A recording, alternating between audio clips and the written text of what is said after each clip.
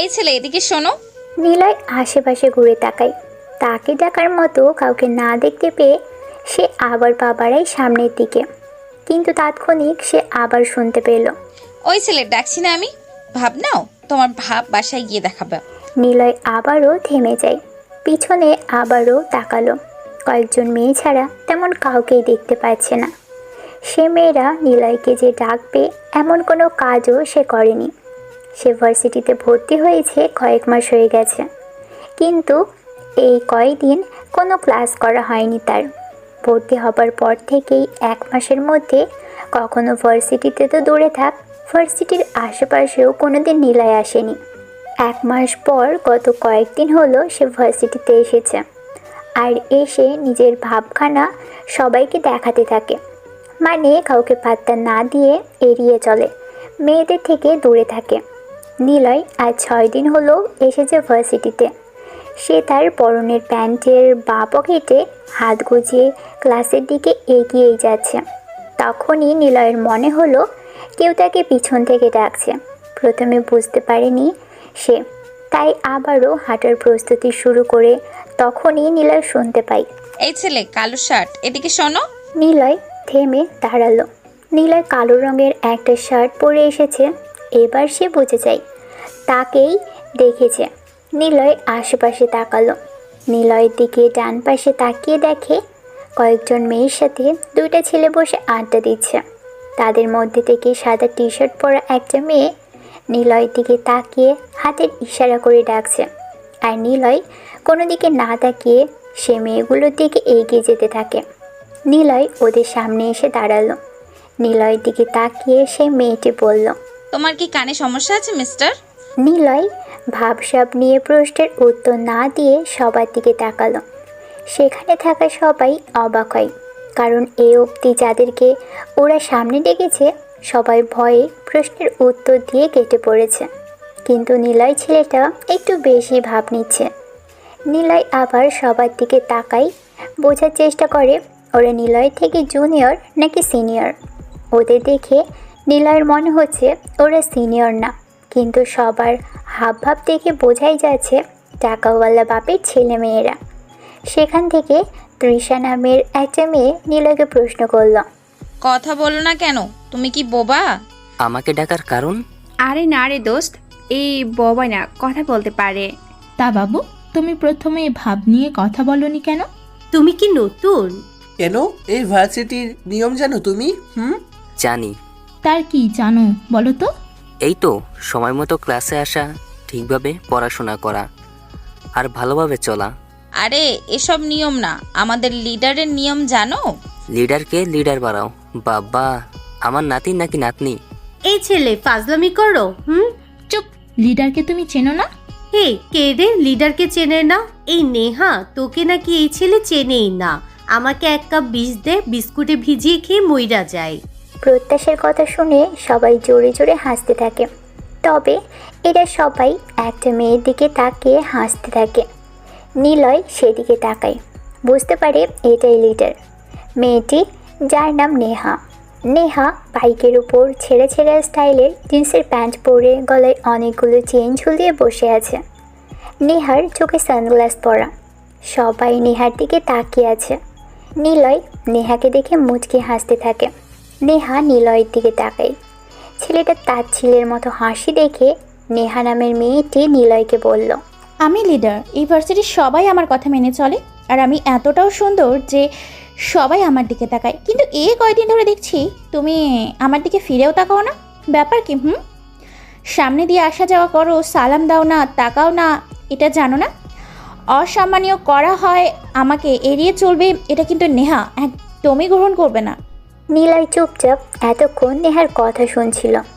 নেহা কথা বলা শেষ করে থামে। নিলয় কি বলবে সেটা শোনার জন্য সবাই নিলয়ের দিকে তাকায়, কিন্তু নিলয় নেহার থেকে এমন কথা শুনে না হেসে পারল না, তাই জোরে জোরে হেসে উঠল সে। এই ছেলে হাসো কেন? পরে বলছি, দাঁড়ান, আরও হেসে নেই। নিলয় স্থির হয়ে দাঁড়ায়। নেহা রেগে কথাগুলো বলছে তাকে। তবে নিলয় কোনো জবাব না দিয়ে এদের সবার দিকে একবার তাকিয়ে, সবাই নিলয়ের দিকে তাকিয়ে আছে এক দৃষ্টিতে। নিলয় দৃষ্টি ঘুরিয়ে নেহার দিকে তাকালো। পা থেকে মাথা পর্যন্ত ভালো করে দেখে নিল সে। নেহা নিলয়ের দৃষ্টি ফলো করে পড়ল। কি দেখছো? না মানে এতদিন আসছি, আপনি সামনে পড়েননি, কিন্তু কখনো তাকাই না। আজ একবার দেখে নিলাম। প্রতিদিন দেখার থেকে সপ্তাহে একবার করে দেখা ভালো। এতে চোখের জ্যোতি বাড়ে, সৌন্দর্য বৃদ্ধি পায়, হাঁপানি ও শ্বাসকষ্ট হয় না। চুপ ফাজিল, বেশি পাকলামো করলে না এখানেই মেরে রেখে দিব, বুঝেছ? এখন বলো কেন তাকাও না? তাকাবো কেন? মানে তাকাবে না কেন? আপনাকে দেখার মতো কিছুই নেই, তাই তাকাই না। মানে মানে খুব সোজা, আপনি কি সুন্দর নাকি? আপনি তো সুন্দরী না যে আপনাকে দেখতেই হবে। দেখতে একদম পেতনির মতো, যদিও পেতনি দেখতেও তবুও ওই রকম না। মানে আপনাকে দেখে মনে হয় না আর আপনি পেতনি, ভূত, শাকচুন্নি, রানু মণ্ডল ওদেরকে দেখা লাগবে। আর যারা আপনার দিকে তাকায় তাদের চোখ নেই, আছে, তবে তারা সবাই হিরো আলমের কভার করা গানের মতো স্মার্ট ছেলে। নিলয় সবার সামনে নেহাকে উদ্দেশ্য করে কথাগুলো বলে সবাই হাঁ হয়ে যায়। তবে কথাগুলো শোনার সাথে সাথেই সবাই বসা থেকে উঠে দাঁড়িয়ে পড়েছে। নিলয় ঠোঁট টেনে হাসতে থাকে। নেহা বসা থেকে উঠে দাঁড়িয়ে নিজের চোখ থেকে সানগ্লাস খুলে এবার সে নিলয়ের পা থেকে মাথা অবধি দেখে নিল। নেহার পাশ থেকে তৃষা নামের মেয়েটি বলল, কি এই ছেলে এই ভার্সিটিতে নতুন বলে এখনো সোজা হয়ে দাঁড়িয়ে আছো? না হলে এতক্ষণ এখানে হাড় গোড় ভেঙে রেখে দিতাম। বেয়াত কোথাকারে। এই মা, তাই নাকি? পেতনি শাকচুনি যদি নেতা হয় তাহলে আপনারা হলেন এক একটা দাঁড় কাক, খালি হক্কা হওয়া করেন, সরি কাকা করেন। নিলয় কথাগুলো একটু তাড়াতাড়ি বলে, তবে কথাগুলো শেষ করে সে আর ওখানে দাঁড়ায় না, সোজা হাঁটা শুরু করে ক্লাসের দিকে। নেহা শুধু বোকার মতো নিলয় চলে যাওয়ার দিকে দেখছে। নিলয়ের খুব হাসি পাচ্ছে। নিলয় হাসতে হাসতে বিড়বিড় করে বলে, কেমন মেয়ে রে বাবা, ওনার দিকে তাকাতেই হবে? এটা কোনো কথা? ছেলেটা চলে যাচ্ছে, ডাক ওকে। সবাই রেডি হও, ছেলেটার হাত পা গুঁড়ো গুঁড়ো করতে হবে। নেহার কি হলো? ডাক মালটারে। নেহা তখনই জোরে আর কর্কশ গলায় নিলয়কে ডাকলো। নিলয় একটু চমকে গেল। পিছনে ঘুরে তাকিয়ে দেখে আশেপাশের কয়েকজন স্টুডেন্ট নেহার এমন ডাক শুনে দাঁড়িয়ে গেছে। তারা সবাই নিলয় ও নেহাকে দেখতে থাকে। এদিকে আসো। বলুন। নাম কি? কেন, নাম শুনে কি করবেন? পাত্রী খুঁজে দিবেন নাকি? আমাকে কি মেরে আমার নামে বেড়া ভাড়া করবেন? চুপ, নাম বলো, বেশি কথা আমার পছন্দ না। আমার নাম নিলয়। বাপরে, ওই দেখ লিডারের সাথে ছেলেটার নামের মিল আছে রে। উফ হিমি, চুপ থাকবি, এমনিতে মেজাজ অনেক খারাপ কিন্তু। ওকে বস। আমাকে কি বললে তুমি? আমি শাকচুন্নি? আমাকে পেতনির মতো লাগে, শানু মণ্ডলের মতো লাগে? হ্যাঁ কই না তো, আপনি দেখতে অনেক অনেক মোটকো। কি দেখে যে ছেলেরা আপনার দিকে তাকায়। শুনুন, আর নয় হতাশা, আর নয় চিন্তা, এক ফাইলই যথেষ্ট। মোটু থেকে চিকন হন, চুমু হারবাল ব্যবহার করুন। কি? এই ছেলে বেশি বেশি হচ্ছে কিন্তু। নতুন এসেছো তাই ছেড়ে দিলাম। এখন থেকে রোজ এখান দিয়ে যাওয়ার সময় আমাকে আপু বলে একটা ফুল দিয়ে যাবে, সাথে আমাকে সালাম দিবে। আর যদি না করো তাহলে কিন্তু তোমার কপালে শনির আখড়া আর হার্বালের হসপিটাল আছে। আপনাকে আবার আপু বলতে হবে? দেখে তো মনে হয় আপনি ভাইয়া। আপু কি করে হলেন? শার্ট প্যান্ট পরে আছেন দেখছি। ও বুঝছি, আপনাকে ভাই আপু বলবো, তাই তো? কথাটা বলে আর সেখানে দাঁড়ালো না, কারণ এখন যদি সে কাছে থাকে নেহা নিশ্চয়ই নিলয়ের গালে চড় বসিয়ে দিবে। নিলয় এবার একদম সোজা হেঁটে ওদের থেকে চলে আসলো। মনে মনে নিলয় হেসেই যাচ্ছে। নেহা হাবার মতো তাকিয়ে আছে নিলয়ের দিকে। নিলয় খানিকটা দূরে এসে পিছনে ঘুরে তাকালো। নেহার পাশে ওর গ্যাংয়ের সবাই এসে দাঁড়িয়েছে। নিলয়ের দিকে মেয়েগুলো হাঁ করে তাকিয়ে আছে। নিলয় নেহার দিকে তাকালো। সবার থেকে নেহাই বেশি অবাক হয়েছে, কারণ একটাই, এর আগে কখনো কোনো ছেলে তার সাথে এভাবে কথা বলেনি। ছেলেরা ভয় পেত, না হয় মাথা নিচু করে কথা বলতো, না হয় বলতোই না, ভয়ে এড়িয়ে চলতো। কিন্তু নিলয় প্রথমবার এভাবে কথা বলেছে লেডি গ্যাংয়ের সাথে। নিলয় আবারও হাসতে থাকে, কারণ নিলয়ের বেশ ভালোই লেগেছে নেহাকে রাগাতে। নিলয়ের সাহসিকতা চরম পর্যায়ে পৌঁছে যায়। নেহা তো নিলয়ের দিকে তাকিয়ে আছে, তবে নিলয় নেহার দিকে তাকিয়ে একটা উড়ন্ত চুমু হাতের সাথে নিয়ে নেহার দিকে উড়িয়ে দিল। বাকি মেয়েরা নিলয়ের এমন কাণ্ড দেখে আরও অবাক চোখে তাকিয়ে থাকে। নিলয় সব কিছু বুঝতে পেরে মনে মনে বলল, এতদিন তোমরা ছেলেদেরকে জ্বালিয়েছো, আর আমি তোমাদের জ্বালাবো। নেহার পাশে থাকা মেয়েগুলো নিলয়ের কাজগুলো দেখে চরমভাবে রেগে গেছে। তৃষা এসে নেহার সামনে দাঁড়িয়ে বলল, মরির মাথায় টাকলা হামিশকে ফোন দে, 6 নম্বর বাড়ির নিচতলায় মিশিকে ডাক। গ্যাং রেডি কর, আমাদের লিডারকে অপমান, এটা সহ্য করা যাচ্ছে না, শাস্তি তোকে পেতে হবে। কত বড় সাহস ওর! চন্দকের সুযোগ বুঝে আমরা কেলাবো। আজ শুধু লিডার আমাকে অর্ডার করেনি, না হলে ছেলেটাকে সবার সামনে স্ট্যাম্প দিয়ে পেটাতাম। লিডার কেন যে অর্ডার করেনি? চল বেটাকে ক্লাস থেকে তুলে আনি। চুপ কর, সবাই আমাকে ভাবতে দে।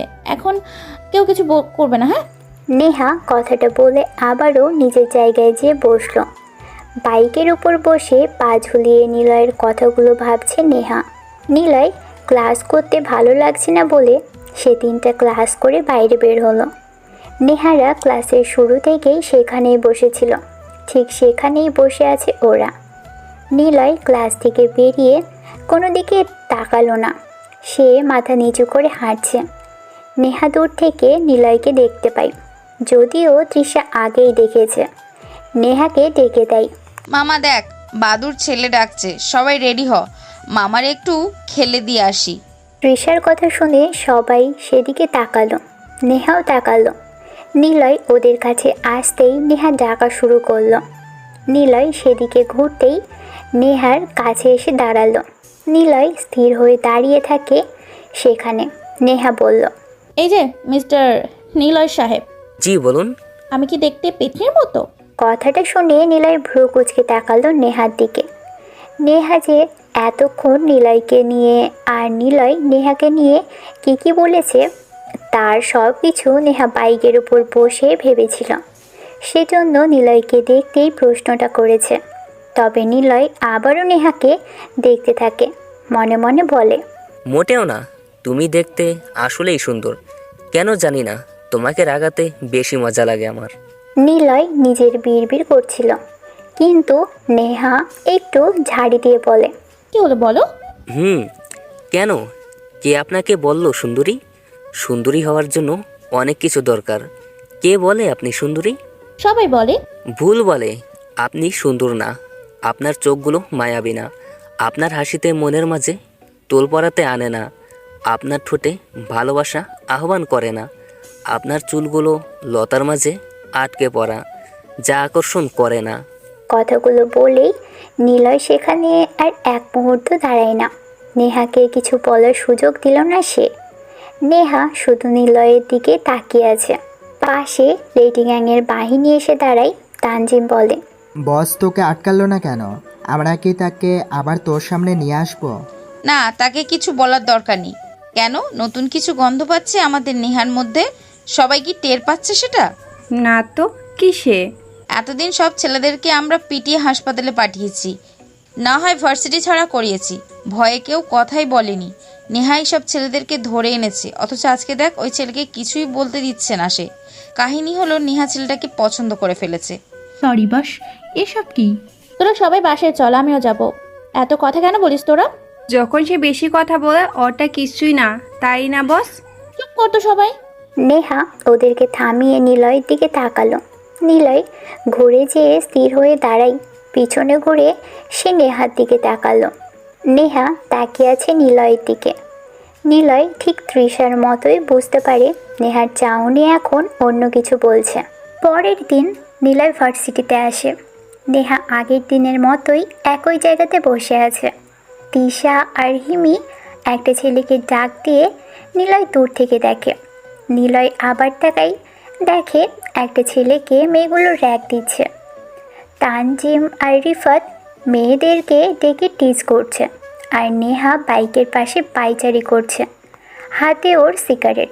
নিলয় এগিয়ে আসতে থাকে নেহার দিকে, আর না তাকিয়ে নিলয় হাঁটতে থাকে।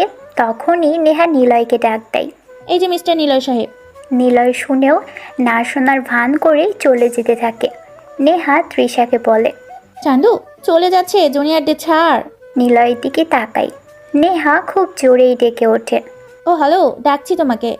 এক ডাকে শুনতে কি কষ্ট হয় নাকি? নিলয় থেমে দাঁড়ালো। নেহার দিকে তাকিয়ে আস্তে করে হেলে দুলে হেঁটে নেহাদের কাছে আসলো নিলয়। নিলয় কিছু বোঝার আগেই বাকি সবাই আজকে নিলয়কে দেখে হাসছে। নিলয় ওদের হাবভাব বুঝতে পারছে না, তবে এটা ঠিকই বুঝে ফেলেছে যে ওদের কোনো কুমতলব আছে। তা না হলে নিলয় কাল যা বলেছে তাতে করে নিলয়ের উপর সেগুলো রিভেঞ্জ নেওয়ার কথাই থাকবে। কিন্তু সেটা না করে সবাই হাসি হাসি মুখে তাকিয়ে আছে নিলয়ের দিকে। নেহা সিগারেটে হালকা একটা টান দেয়, কিন্তু ধোঁয়াগুলো তাড়াতাড়ি ছেড়ে দেয়। বাইরে সিগারেট ফেলে নেহা বলল, এই যে হ্যালো, কি বলুন? প্রেম করবে? কার সাথে? কেন, আমাকে চোখে পড়ছে না নাকি? হ্যাঁ, হাসছো কেন?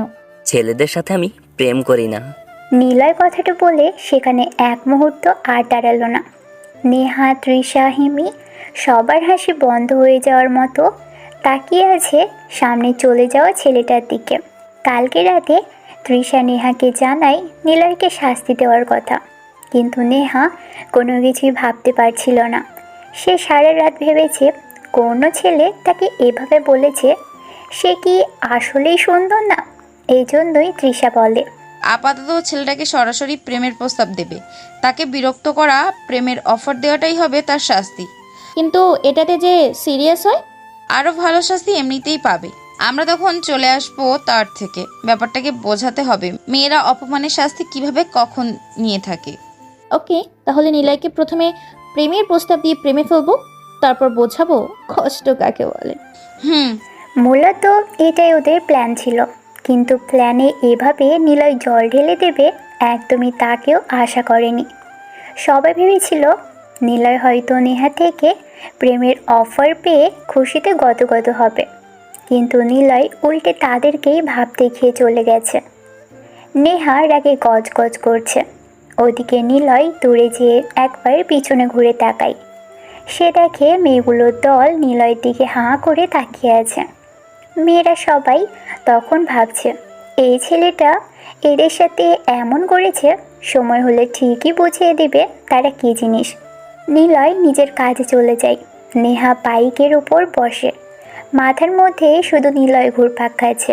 সে তৃষাকে ডাকলো, ওই তিশা, আমার দিকে তাকা, সবাই তাকা। আমাকে কি ছেলে মনে হয় তোদের? লম্বা চুল, ঠোঁটে ব্রু সব আছে।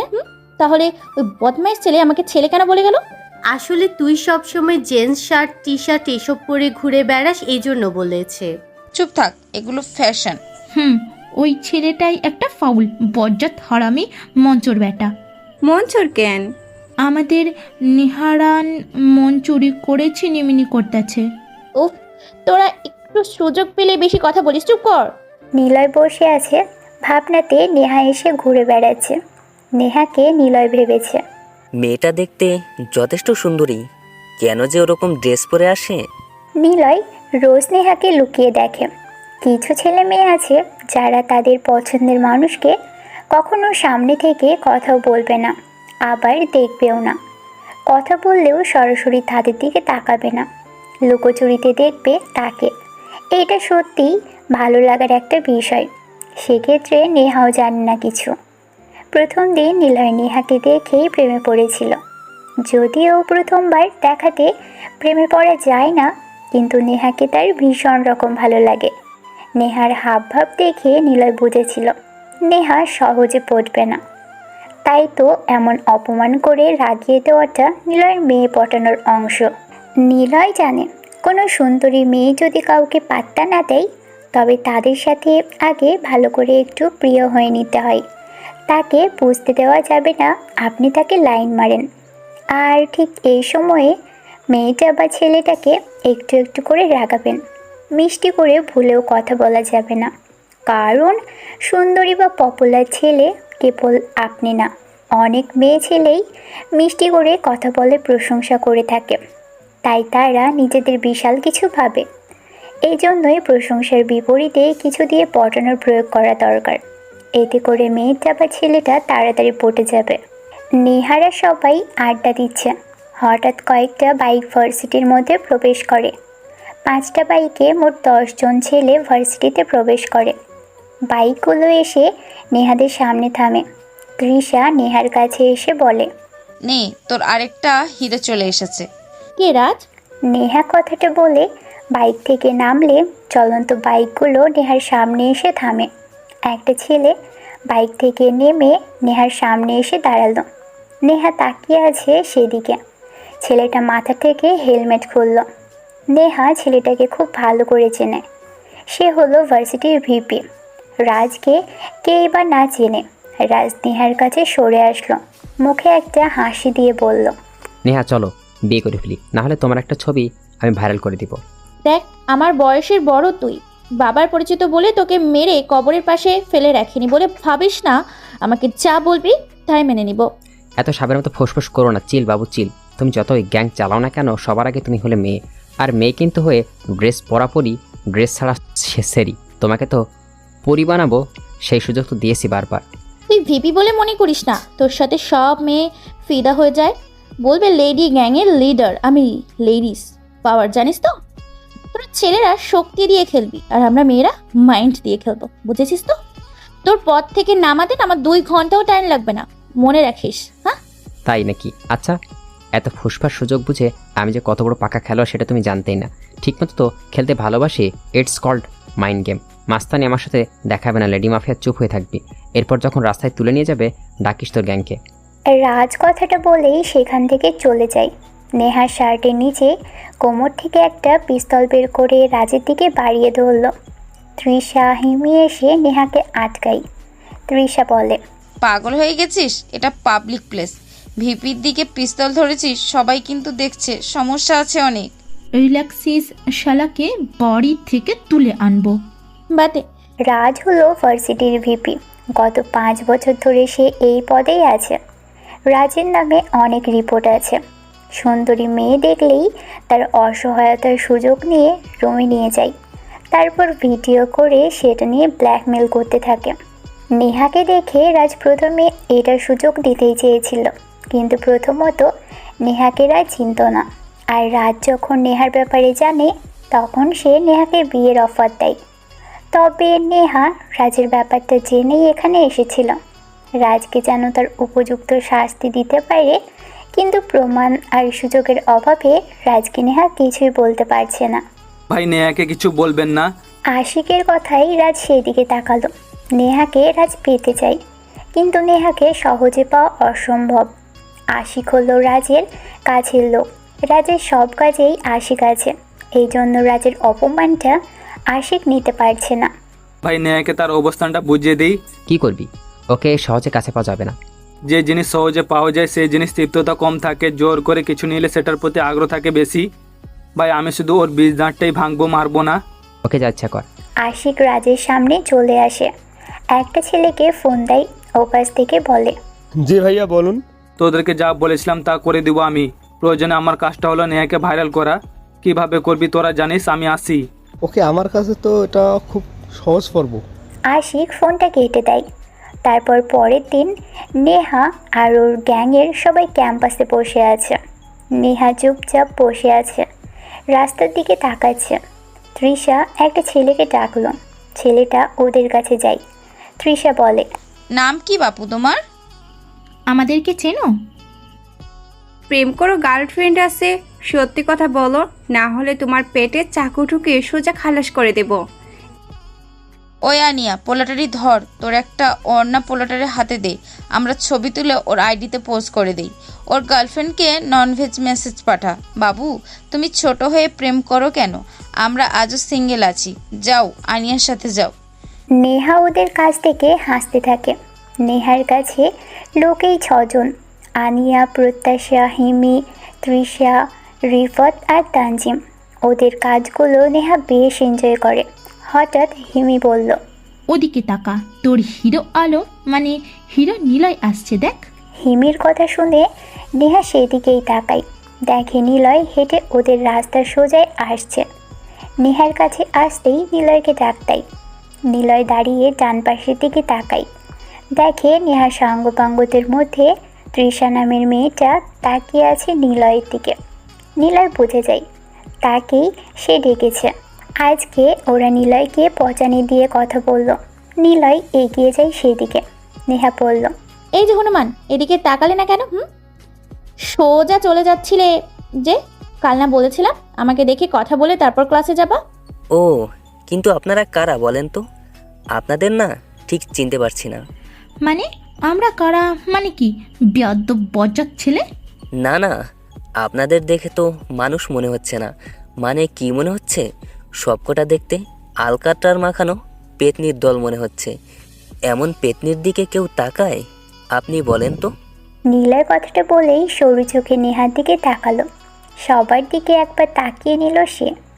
সবাই যে যার মুখের দিকে তাকিয়ে চেয়ে আছে। নিলয় ওদের সামনে হেসে উঠল। নিলয়ের এমন অসময় বিদঘুটে মার্কা হাসি দেখে সবাই রাগি লোকে তাকালো।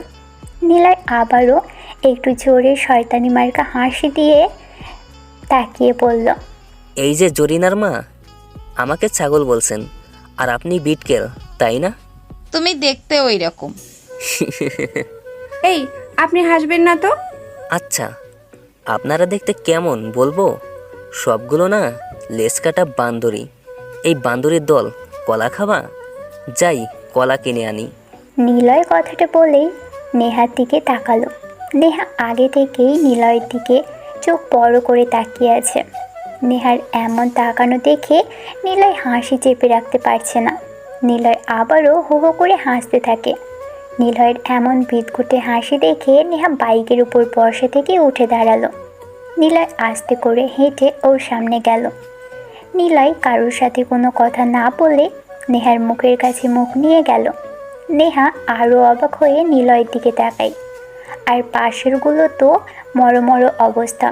সবাই বেশ উত্তেজিত হয়ে ভাবছে আজকের এই প্রথম কোনো ছেলে তাদের সাথে তো সাহস দেখাচ্ছে। এত সাহস কোথা থেকে পাচ্ছে ছেলেটা? নিলয় কারো কথায় পাত্তা না দিয়ে নেহার মুখের কাছে মুখ নিয়ে গেল। তারপর জোরে নিলয় ডান হাত দিয়ে নেহার টোল পড়া মুখটা টেনে ধরল। সবাই নিলয়ের দিকে তাকিয়ে আরও অবাক হয়ে তাকাচ্ছে। নিলয় নেহার গালটা টেনে ধরল।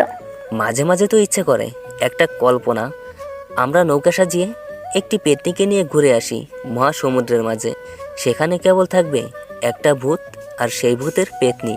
তবে সেটা কিন্তু আপনি না, আপনি তো পেঁচা, একটা পেতনি। কি দেখে আপনার দিকে ছেলেরা তাকায় বলেন তো? নিলয় কথাটা বলেই গাল ছেড়ে দিল। পাশে নেহার গ্যাংয়ের দিকে এক ঝলক তাকালো সে। সবার গালে মাছি ঢুকে যাওয়ার মতো ভঙ্গিতে হাঁ করে নিলয়ের দিকে তাকিয়ে আছে। নিলয় একটু মুচকি হাসল। তারপর কোনো কিছু না বলেই সোজা হাঁটা শুরু করলো। নেহা স্তব্ধ দৃষ্টিতে নিলয় চলে যাওয়া দেখছে। নিলয় একটু দূরে এসে ওদের দিকে ফিরে তাকায়। সবাই একবার নেহার দিকে আর একবার নিলয়ের দিকে তাকাচ্ছে। আর নেহা দেখছে নিলয়কে। নেহার মুখের দিকে নিলয় চেয়ে আছে। নেহার চোখের কোনো পলক পড়ছে না। নিলয় নেহার গাল টেনে লাল করে দিয়ে এসেছে। তবে নেহাকে এবার দেখতে আরও সুন্দর লাগছে। নিলয় মুচকি হেসে চলে যায়, মনে মনে ভাবে, আচ্ছা, নেহাকে মানে গুন্ডামি কেন করে বেড়ায়? সবসময় গ্যাং নিয়ে কেন ঘুরে? সে কি সত্যিই গুন্ডি মেয়ে নাকি ভাব ধরে থাকে? জানতেই হবে আমার। নেহা, তুই কি রাজ ভাইয়ের সাথে ভালোভাবে থাকতে পারিস না? নাজিমের কথা শুনে নেহা ওর দিকে তাকালো। নেহার সামনে রাজকে নিয়ে কেউ কখনো কথা বলে না। হঠাৎ তানজিমের থেকে কথাটা শুনে নেহা ভ্রু কুঁচকে তাকালো। নেহা বলল, রাজের কথা তুই জানতে চাইছিস কেন? আসলে খবর পেলাম রাজের লোক আশিস আজকে একটা মিশনে যাবে। রাজের খারাপ কাজের বড় সাক্ষী কিন্তু আশিক। তাকে একবার আমাদের কবজাতে আনলে সব কিছু আমরা জানতে পারবো। আজ রাতে যাবে নাকি? গ্যাং রেডি কর। তুই আর রিফাত মিলে আশিককে আটকাবি, বাকিটা আমি দেখব। ওকে সব সামলে নেব, কিন্তু রাজ তো তোর বাবার পরিচিত। রাজকে কিছু বললে সমস্যা হবে না তো? সেসব নিয়ে তোদের ভাবা লাগবে না। যা এখন সবাই, হ্যাঁ গ্যাং রেডি কর, আমি আসছি। কেন গো, তুমি কি ওই হ্যাংলা ছেলের অপেক্ষা করবে? যা বলছি। আর ও হ্যাংলা না, ওভার স্মার্ট। যা সব রেডি কর, কর মিশন। নেহার কথা শুনে সবাই চলে গেল গাড়ি নিয়ে। নেহা একাই বাইকের উপর বসে আছে, অপেক্ষা করছে নিলয়ের। তারপর নিলয় কয়েকটা ক্লাস শেষ করে বাইরে এলো। নিলয় দূর থেকে দেখে নেহা একাই ওর বাইকের উপর বসে আছে, মাথা নিচু করে, আর ছেলেরা সামনে দিয়ে যাচ্ছে আর তাকে সালাম দিচ্ছে। নেহাকে সবাই সালাম জানাচ্ছে। এইটা দেখে নিলয়ের মাথায় শয়তানি মার্কা ইচ্ছে হলো। নিলয় ক্যাম্পাসের মাঠে আসে, ইটের টুকরো খুঁজতে থাকে। সে একটা ইটের টুকরো হাতে নিয়ে নেহার সামনে এসে দাঁড়ায়। নেহা আজকে অবাক হয়, কারণ এই প্রথম নিলয় ওর সামনে নিজের ইচ্ছায় দাঁড়িয়ে আছে। এইটা দেখে সে বসা থেকে উঠে দাঁড়ালো। নেহাকে অবাক করে দিয়ে নিলয় নেহার বাইকের উপর যেয়ে বসলো। নেহা শুধু নিলয়ের এমন কাজগুলো দেখে অবাক হচ্ছে, কিন্তু নেহা কিছুই বলছে না। নিলয় একটু ঘুরে তাকায়। তৃষা আর হিমি দৌড়ে যেন ওদের দিকেই আসছে। নেহার সাঙ্গপাঙ্গ দৌড়ে আসছে এদিকেই। আর এই ভার্সিটির সবাই নিলয়ের দিকে তাকিয়ে আছে, কারণ নিলয় একমাত্র ছেলে যে কিনা এত সাহস দেখাচ্ছে নেহার সাথে। নিলয় ভাব নিয়ে বলল, তুমি স্নেহা পেতনি, এইটা নিন। এটা তো ইট, আর তুমি আমার বাইকে বসে আছো কেন? ওঠো, এত সাহস কেন? ইটটা নেবেন আর বাসায় যেয়ে রেখে দিবেন। যখন আমার কথা ভাববেন তখন ইটের দিকে তাকাবেন। আসলে ফুল দিলে না হয় শুকিয়ে যায়, তাই ইট দিলাম। ইট আর শুকাবে না। রইল তো সাহসের কথা, তা তোমাকে দেখে ভয় পাবে? হাস্যকর, তুমি কোমল নারী, তোমাকে জড়িয়ে ধরা যায়, ভয় পাবো কেন? চুপ ফাজিল ছেলে, থাপড়িয়ে না দাঁত ফেলে দিব। ফুল না দিয়ে ইট, ফাজলামি হচ্ছে। এই যে ছেলে, তোমার এত সাহস কেন বলো তো? এই, তুমি আমাদেরকে চেনো? নিলয় ওদের দিকে তাকিয়ে মুচকি হাসল। নিলয়ের হাসি দেখে ওরা বিরক্তিতে ফেটে পড়ছে। নিলয় তো এটাই যাচ্ছিল, ওরা যেন রেগে যায়। এটাই তো বেশি মজার বিষয় নিলয়ের কাছে। প্রায় সব ছেলেরাই নেহাকে ভালোবাসে, তাকে সুন্দরভাবে বলে, কিন্তু নিলয় তাকে এমন কিছুই বলেনি। সে চাই তার বিপরীতভাবে নেহাকে পেতে। নিলয় ওদের দিকে তাকিয়ে বলল, এই যে শুনুন, আপনাদের সবার জন্য একটা ফ্রি টিপস দেই। কখনো কাউকে চিনতে যাবেন না, সবসময় নিজেদের চেনা উচিত। যদি আমরা নিজেদেরকে একবার চিনতে পারি আমরা কেমন, তখন বুঝবেন জীবনটা কত সুন্দর আর কত সহজ। আসি। নিলয় কথাগুলো বলেই বাইক থেকে নেমে দাঁড়ালো। নেহার কাছে এসে দাঁড়ালো সে। সেখানে থাকা সবাইকে চমকে দিয়ে, কাউকে কোনো কিছু বলার সুযোগ না দিয়ে নিলয় নেহার ডান হাত ধরল। সবাই বেশ অবাক হয়েছে নিলয়ের সাহস দেখে। নেহা কিছু বলতে যাবে, তখনই ওর হাত থেকে সেই ইটের টুকরোটা গুজে দিল নিলয়, আর আস্তে করে বলল, যত্ন করে রাখবেন। আর দাঁড়ালো না নিলয়, সেখান থেকে সোজা হেঁটে চলে আসলো। নেহা ইটের টুকরো হাতে নিয়ে বোকার মতো নিলয়ের দিকে তাকিয়ে আছে, কিন্তু নিলয় আর কোনো দিকে না তাকিয়ে হাঁটতে থাকে। সে হাঁটছে আর হাসছে। নিলয়ের মেয়ে পটানোর পদ্ধতিগুলো চমৎকার। মেয়েরা যতই সুন্দরী কিংবা অহংকারী হোক না কেন, তাদের পটানো সবসময় নিজের স্টাইল ফলো করতে হয়। নিজের মনের কথাগুলো গুছিয়ে মেয়েদেরকে বলতে হয়, কারণ মেয়েরা চাই তাদের কাছের মানুষটা তাদের মতো করেই সবার সাথে চলুক। অন্যের স্টাইল, অন্যের কথা বলার ধরন ফলো না করে নিজের মতো করে তার সাথে কথা বলাটাই বেটার। এতে মেয়েটি মনে করবে আপনার মাঝে অসাধারণ কিছু না থাকলেও নিজের সাধারণতা নিয়ে কথা বলছেন।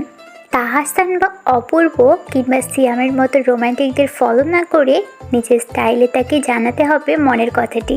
নিলয় ঠিক এগুলোই করে থাকে। নেহা তার বাড়িতে বসে আছে। সামনে নেহার বাবা আকাশ সাহেব বসে আছেন। আকাশ সাহেবের পাশে রাজের বাবা মিরাজ সাহেবও বসা। নেহার গায়ে শার্ট, জিন্স প্যান্ট, পায়ে লম্বা জুতা। নেহা বসে ফোন চাপছে। আকাশ সাহেব বলল, নেহা, তোর আঙ্কেল আসছে, সালাম করিস নাই কেন? মুসলিম হিসাবে সালাম করা যেতেই পারে, তবে কিছু মানুষ থাকে তারা নিকৃষ্ট হয়ে থাকে। চুপ কর, রাজের সাথে তোর বিয়ের কথা হয়েছে, খুব তাড়াতাড়ি বিয়ে হবে। আমি তো আজকে বিয়ে করব না, আর এগুলো আমাকে বলবে না, কারণ আমার তোমার থেকে কিচ্ছু চাওয়া নেই। আমার থেকে তুমি বরং অনেক কিছু পেয়েছো। রাজ আমাদের জন্য পারফেক্ট একজন। তোমাকে ছোট পর্যায় থেকে টেনে বড় পর্যায়ে এনেছি আমি। এই লেডি লকস্টার তোমাকে বড় বানিয়েছে, অথচ আমাকে তুমি ঠিকভাবে চিনলেই না।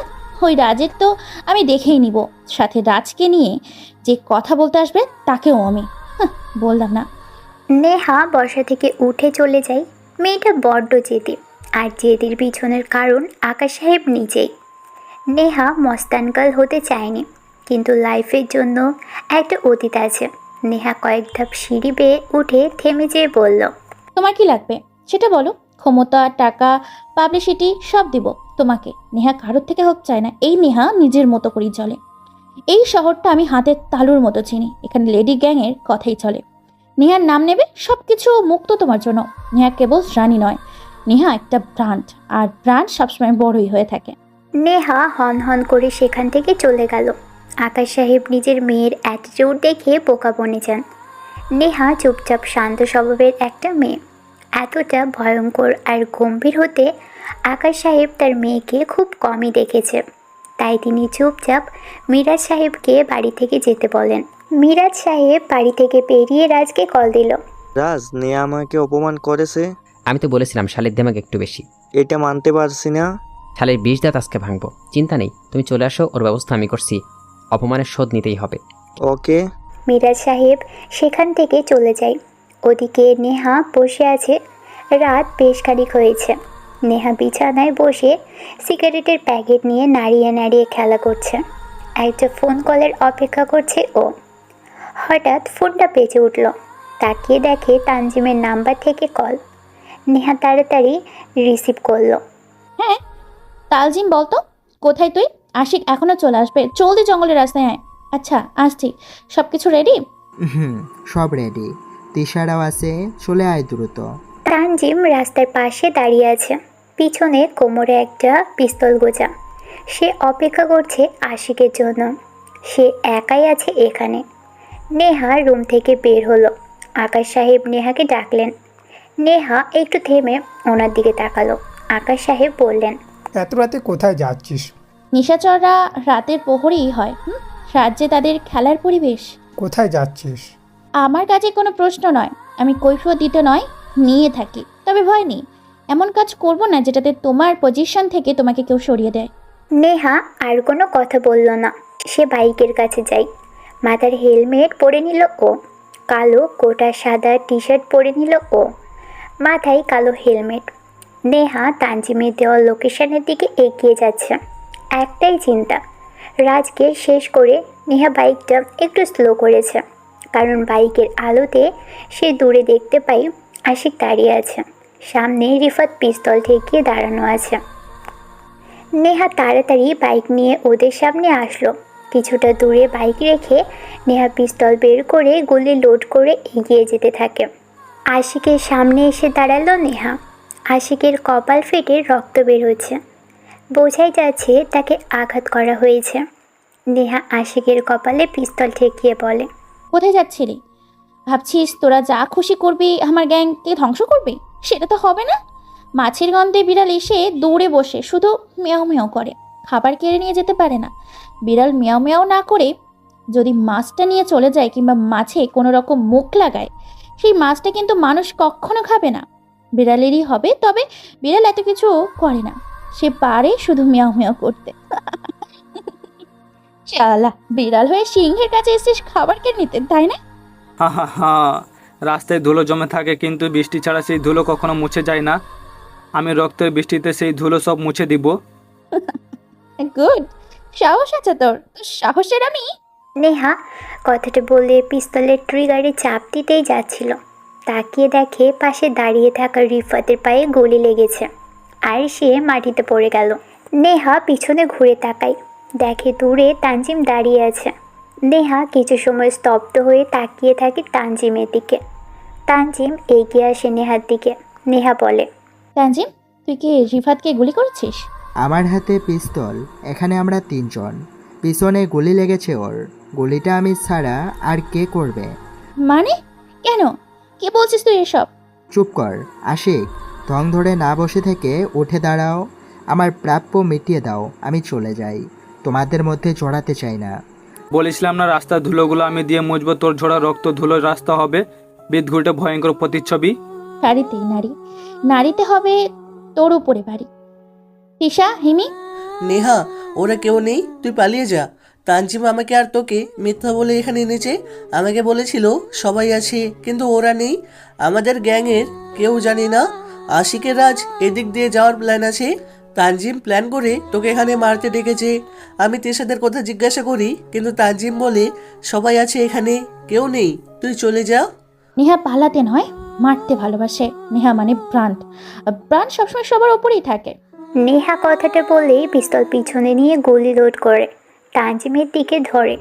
সাথে সাথেই আশিক পিছন থেকে নেহার পিঠে স্টিক দিয়ে জোরে একটা বাড়ি দেয়। নেহার হাত থেকে পিস্তল পড়ে যায়। নেহা ছিটকে পড়ে রাস্তার উপরে। আশিক ওর পিস্তল তুলে নিয়ে নেহার দিকে অগ্রসর হয়। নেহা বলে, আলা, তুই না পুরুষ মানুষ, পেছন থেকে মারলি কেন? পুরুষত্ব দেখানোর সাহস নেই নাকি? পুরুষত্ব দেখতে চাস? জোরে একটা ডাক দেয়। সাথে সাথেই দুটো গাড়ি এসে থামলো সেখানে। রাজ গাড়ি থেকে নামে। নেহা বুঝে যায় এখানে সব কিছু আগে থেকে প্ল্যান করা ছিল। তানজিম শুধু তাদেরকে হেল্প করেছে। নেহা সবার দিকে একবার তাকায়। রাজ এগিয়ে আসে। রাজের হাতে একটা ডিএসএলআর ক্যামেরা। সবার হাতেও ক্যামেরা আছে। রাজ এগিয়ে আসে নেহার সামনে দাঁড়ায়। একটা সিগারেট জ্বালিয়ে বলে, কি যেন বলছিলি আশিক এবং আমাদের? আমরা পুরুষত্ব প্রকাশ করতে নাকি ভয় পাই? সবাই ধরো, ওর পুরুষত্ব প্রমাণ করব। রাজের কথা শুনে আশিক, তানজিম নেহার হাত ধরল। আরও দুটো ছেলে এসে নেহার পা চেপে ধরল। নেহা আর নড়তে পারে না। রাজ গা থেকে কোটটা খুলে মাটিতে ফেলে দেয়। নেহা রাজের দিকে তাকিয়ে আছে। নেহা চিৎকার করে না। রাজ অবাক হয়ে বলল, তুই চিৎকার করিস না কেন? নেহা সিংহি আর এই নেহা বাঁচার জন্য চিৎকার করে না, হিংস্রতা প্রকাশ করতে চিৎকার দেয়। আর সেই চিৎকারে তোদের মতো খ্যাকশালগুলো ভয়ে বন ছেড়ে পালিয়ে থাকে। তো জেদ অনেক রেশালি, খ্যাকশালের একটা দল হিসেবে হিংস্রদের খাবারও কেড়ে খাস, জানিস তো? ওটা কে রে? বলে না চুরি করে খাওয়া বলে শালা। রাজ আর অপমান নিতে পারছে না। সে নেহার কাছে আরও এগিয়ে যায়। নেহার গা থেকে কোটটা খুলে ফেলেছে রাজ। কোটটা হাতে থেকে দূরে রাস্তার উপর ছুঁড়ে মারে। সবাই হাসতে থাকে। তখন নেহা চিৎকার করে না, তবে ছড়ানোর জন্য ছটফট করে। রাজ এটা দেখে বেশ মজাই পাচ্ছে। রাজ নেহার দিকে ঝুঁকে বসে। নেহার কপালে আঙুল রাখতেই নেহা থুতো দেয় রাজের মুখে। রেগে যেয়ে বলে, শালি, আমার সাথে দেমাগ দেখাও। এই ক্যামেরা অন করে শালির রাজকে বোঝাও পুরুষরা মানুষ কাকে বলে। রাজ কোনো কিছু না বলে নেহা ঠোঁটের দিকে এগিয়ে যেতে থাকে। নেহা নিজেকে ছাড়ানোর জন্য ছটফট করা শুরু করে দেয়। রাজ খুব কাছে চলে আসতেই একটা স্নাইপার গুলি নেহার পা ধরে রাখা একটা ছেলের কপালে এসে লাগে। রাজ থেমে যায়। সবাই লাফ দিয়ে পিছনের এক হাত করে সরে যায়। রাজ বর্ষা থেকে উঠে দাঁড়ায়। পিছনের সামনে চারিদিকে ঘুরে তাকায় সে। কাউকেই দেখতে পায় না। নেহা হাসতে থাকে জোরে। রাজ নেহার দিকে তাকিয়ে বলে, শালি হাসিস কেন? এসে গেছে আমার গ্যাংয়ের লোক, এবার তোদের মতো বুনো শিয়ালগুলো ভাগবে। চুপ কর। রাজ পিস্তল বের করে হাওয়াতে দুটো গুলি চালায়। তারপর চিৎকার করে বলে, কে বেরিয়ে আয় শালা, হারামি কে আছিস? সাহস থাকলে বেরিয়ে আয়। রাজের কথা শুনে আরও একটা স্নাইপার গুলি শাঁসা করে এগিয়ে আসে ওদের দিকে। নেহার সেকেন্ড পার্স যে ধরে রেখেছিল তার বুকে এসে লাগে গুলিটা। সাথে সাথেই লাশটা ছিটকে পড়ে দূরে। নেহা বর্ষা থেকে উঠে দাঁড়ায়। রাজ সিগারেটের প্যাকেট থেকে সিগারেট তুলে নিয়ে গালে রাখল। নেহা পিছনে তাকায়। তানজিম ভয়ে কাঁপছে। রিফাতের পাশে দুটো লাশ পড়ে আছে। রিফাত কোনো রকমে বর্ষা থেকে উঠে দাঁড়ালো। নেহার হাতে নেহার পিস্তল তুলে দেয়। তানজিম ভয়ে দৌড়তে শুরু করে। নেহা তানজিমের পায়ে গুলি করে। তানজিম খুঁড়িয়ে খুঁড়িয়ে দৌড়ায়। নেহা শব্দ করেই হাসে। রাজের সব লোকেরা গাড়ির কভারেজে বসে আছে। হঠাৎ একটা বাইকের শব্দ দূর থেকে ভেসে আসতে থাকে। আলোহীন হেলমেট একটা ছায়ামূর্তি দেখা যাচ্ছে। এক হাতে স্নাইপার গান, মাথায় হেলমেট পরা, কালো স্যুট পরা, হিরোর মতো স্টাইল। সোজা বাইকটা এনে নেহার পাশে এসে থামলো। আগন্তুক মাথা থেকে হেলমেট খোলে, কিন্তু মুখটা দেখা যাচ্ছে না। মুখে মাস্ক পরা, নেহার পাশে এসে দাঁড়ালো। নেহা ঠোঁটের সিগারেট আগন্তুকে এসে নেহার ঠোঁট থেকে সিগারেটটা কেড়ে নিয়ে নেহার ঠিক যতটুকু ঠোঁটের সাথে আটকে রেখেছিল ততটুকুই নিজের ঠোঁটে নিয়ে আগন্তুক জ্বালাই। বোঝাই যাচ্ছে আগন্তুক একটা ছেলে। ছেলেটার অ্যাটিটিউড দেখে নেহা নিজেও অবাক, বুঝতে পারে এটা ওর গ্যাংয়ের কেউ না। ছেলেটা সিগারেট টানতে টানতে রাস্তার উপর পড়ে থাকা নেহার কোটটার কাছে গেল, সেটা তুলে আনে। নেহা ছেলেটার কোনো কথা না বলেই দাঁড়িয়ে থাকে। রাজ বলে, ওই কুত্তার বাচ্চা কে তুই? তোর সাহস কী করে হয় আমার লোকদের মারার? জানিস আমি কে? ভিপি রাজ। আমি তোকে। রাজ এগিয়ে আসতে থাকে। ছেলেটা নেহার হাত থেকে পিস্তল কেড়ে নিয়ে ট্রিগারে চাপ দেয়। গুলিটা আশিকের দিকে চালায় ছেলেটা, সোজা কপালে যেয়ে লাগে। রাজ ভয়ে একটা ঢোক গেল। নেহা বলল, শালা আমাকে শেষ করবি, আমার ভিডিও ভাইরাল করবি, তোরে না এখানে কাপড় ছাড়াই দাঁড় করিয়ে দিব।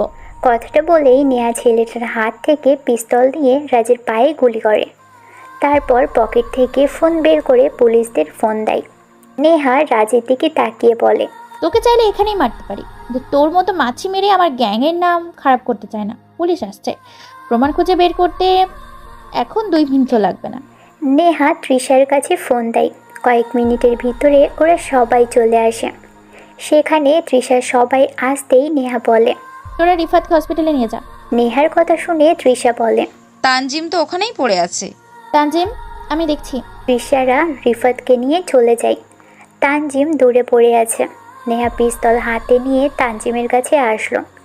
তানজিম পাশে বসে বলল, তোর মনে আছে ছাত্রলীগ ঝামেলায় তোর বুকে বোম বেঁধে রেখেছিল ছাত্রনেতারা? তোর বাড়ি এখানে না, তুই মরলে তোর খবর কেউ পেত না। কে বাঁচিয়েছিল তোর বলতো, মনে পড়ে? তুই বাঁচিয়েছিলি নেহা। আশিক আমাকে অনেক টাকার লোভ দেখায়, খুব দরকার ছিল তাই এমন করেছি, আমাকে মাফ করে দে। ভুল করলে ক্ষমা করা যায় রে পাগল, কিন্তু বেঈমানদের কোনো ক্ষমা নেই। টাকার প্রয়োজন সেটা আমাকে বলতে পারতি। ক্ষমতা সবাই পেতে, ক্ষমতা এমন জিনিস না যে না পেলে বোল্ড আউট, আর পেলে গ্যালারি সেক্স। ভালো থাকিস ওপরে। নেহা কথাটা বলেই শাট করে কয়েকটা গুলি করলো তানজিমের বুকে। তানজিম চিৎকার করার আগেই যেন নিস্তেজ হয়ে যায়। তানজিমের লাশ রাস্তার পাশে পড়ে থাকে। নেহা রাজের কাছে আসে আর রাজকে বলে, তোকে এখন বাঁচিয়ে রাখতে পারতাম, কিন্তু সেটা করবো না। আমি পুলিশকে আসতে বলেছি, আর আমি তোকে মেরে ফেলবো। তোকে না মারলে যে পুলিশ এমনিতেও সন্দেহ করবে, কারণ গ্যাংয়ের একমাত্র এই শহরে শুধু আমারই আছে। তাই মারলেও দোষ আমার ওপরেই, আর না মারলেও আমার ওপরেই। তুমি no proof no crime, only love. কি যেন বলছিলে? আমার রক্ত তো ধুলো ঝরা রাস্তায় ধুলোর সাথে মিশে থাকবে। তোদের রক্ত মিশে যাচ্ছে, সেই রক্ত রাস্তায় কুকুর এসে খাবে। নেহা আর দেরি করে না। পিস্তল থেকে একটা গুলি রাজের বডিতে পড়তেই যাবে, তার আগেই পিছন থেকে ওই আগন্তুক ছেলেটা রাজের কপালে গুলি করে মেরে দেয়। নেহা তো চমকে পিছনে তাকালো। ছেলেটা ওর বাইকের কাছে এগিয়ে যায়, মাথায় হেলমেট পরে নিয়ে বাইকের উপর বসে। নেহা দৌড়ে বাইকের সামনে এসে দাঁড়ায়, প্রশ্ন করে, কে তুমি? আমার গ্যাংয়ের কেউ কখনো এইভাবে আমার সামনে আসবে না। কে তুমি? বলো, এখনই বলো। আমি কে সেটা অজানাই থাকুক। কিছু মানুষ আছে যাদেরকে অজানা থাকতে হয়। তাদের রহস্য যদি কেউ জানে, সে হয় রহস্যময়ের প্রেমে পড়ে যাবে, না হয় রহস্যময় থেকে দূরে যাবে। ছেলেটা খুব গম্ভীর গলায় কথাগুলো বলল। নেহার কণ্ঠটা চেনার চেষ্টা করছে, কিন্তু ঠিক চিনতে পারছে না, কারণ অপরিচিত লাগছে নেহার কাছে সব। নেহা চটজলদি প্রশ্ন করে, এত কিছু শোনার দরকার নেই আমার। কে তুমি বলো? পুলিশ চলে আসবে, এখান থেকে চলো। বললাম না, আমি কে জানলে প্রেমে পড়ে যাবে, না হয় দূরে সরে যাবে। প্রেমে তো পড়বে না জানি, কারণ তুমি নিলয় নামের কাউকে ভালোবাসো। তাই আমি সেখানে থাকতে চাই না, এজন্য দূরে যেতে হবে, যখন সব অজানা রেখে হারিয়ে যাই। নেহা বাইকের কাছে এগিয়ে যায়। ছেলেটা বাইক স্টার্ট দিয়েছে। একটুখানি এগিয়ে এসে বাইকটা থামালো সে। বাইকের দিকে তাকিয়ে চিৎকার করে বলল, শাড়িতে নারী, তোমাকে শাড়ি নতুবা সালোয়ার কামিজে, চুলগুলো স্টাইল নয়তো খুলে দিয়ে, চোখে হালকা কাজল, ঠোঁটে হালকা লাল এপ্রন দিয়ে একদিন বাইরে আসবেন, দেখবেন গোলাপের উপর সবার নজর থাকবে। দুনিয়াতে ভালো মানুষের অভাব ড্রেস থেকে সবাই ভালো খারাপ নির্ণয় করে। শার্ট প্যান্টে নারী নয়, শাড়ি সালোয়ারে নারী। এটা মনে রাখবেন আপনি। আসি। কথাটা বলেই সেখান থেকে বাইকের স্পিড তুলে চলে আসে। নেহা শুধু ছেলেটা চলে যাওয়ার দিকে তাকিয়ে আছে। ছেলেটার বলা কথাগুলো নেহার কানে যেন এখনো পাচ্ছে। নেহা বাইকে বসলো। দূর থেকে হয়তো পুলিশ আসার আহ্বান পেয়ে সে ওখানে আর না দাঁড়িয়ে বাইকে স্টার্ট দিয়ে চলে আসে। নেহা সারা রাত শুধু আগন্তুক ছেলেটার কথাই ভেবেছে। কি গো, আমার ব্যাপারে এত কিছু কিভাবে জানে? আমি যে বিপদে পড়তে যাচ্ছিলাম, ছেলেটা কি করে জানে? কেন বাঁচালো আমাকে? সে কি আমাকে ফলো করতো? কিন্তু কেন করতো? কে করতো? এমন তো কাউকে আমি কখনো দেখিনি। যে হবে হোক, সকালে নীলার সঙ্গে দেখা করে ভালো লাগবে। নেহা কথাগুলো ভাবতে ভাবতে ঘুমিয়ে পড়ে। নেহা ভার্সিটিতে এসে বসে আছে। পত্রিকাতে রাজকে নিয়ে লেখা হয়েছে, ভিপি রাজ কোনো রাজনৈতিক কারণে খুন হয়েছে।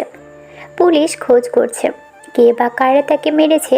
রাজের সব কিছু তল্লাশি করার পর পুলিশ অনেক ভিডিও পেনড্রাইভ পায়। সেখানে কলেজ থেকে শুরু করে ছোট বড় সব পর্যায়ের মেয়েদেরকে নিয়ে রাজের গ্যাংরেপ করত। তার ভিডিও পুলিশদের হাতে। পুলিশ সব কিছু নষ্ট করে দিয়েছে। অনেকে বলেছে রাজকে মেরে ভালোই হয়েছে। নেহা পত্রিকা পড়ে মুচকে মুচকে হাসে। তৃষা, হিমি, আনিয়া, রিফাত সবাই বসে আছে। নেহাকে কেউ এখানে কোনো প্রশ্ন করেনি। তবে তৃষা হঠাৎ বলে, নেহা, নিলয় আছে? ওই আরে ওই যে দেখ। তৃষা দেখিয়ে দেয় গেটের দিকে। নিলয় দুই পকেটে হাত ঝুলিয়ে কানে মাথার উপর দিয়ে হেডফোন গুঁজে ভার্সিটিতে এসেছে। হঠাৎ নিলয়ের চোখ পড়ল নেহাদের দিকে। নেহা নিলয়কে দেখে হাত উঠিয়ে ইশারা করে ডাকছে। নিলয় হেঁটে গেল নেহাদের কাছে।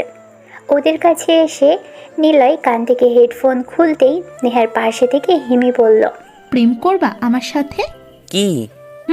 করবা আমার সাথে? জি না। কেন? আপনি তো ভূতনি। আপনার সাথে রিফাত নামের যে ছেলেটা আছে সে প্রেম করবে। কারণ আমি যতদিন এখানে এসেছি, কথা বলেছি, দেখেছি ওই ছেলেটা আপনার দিকে তাকিয়ে থাকে।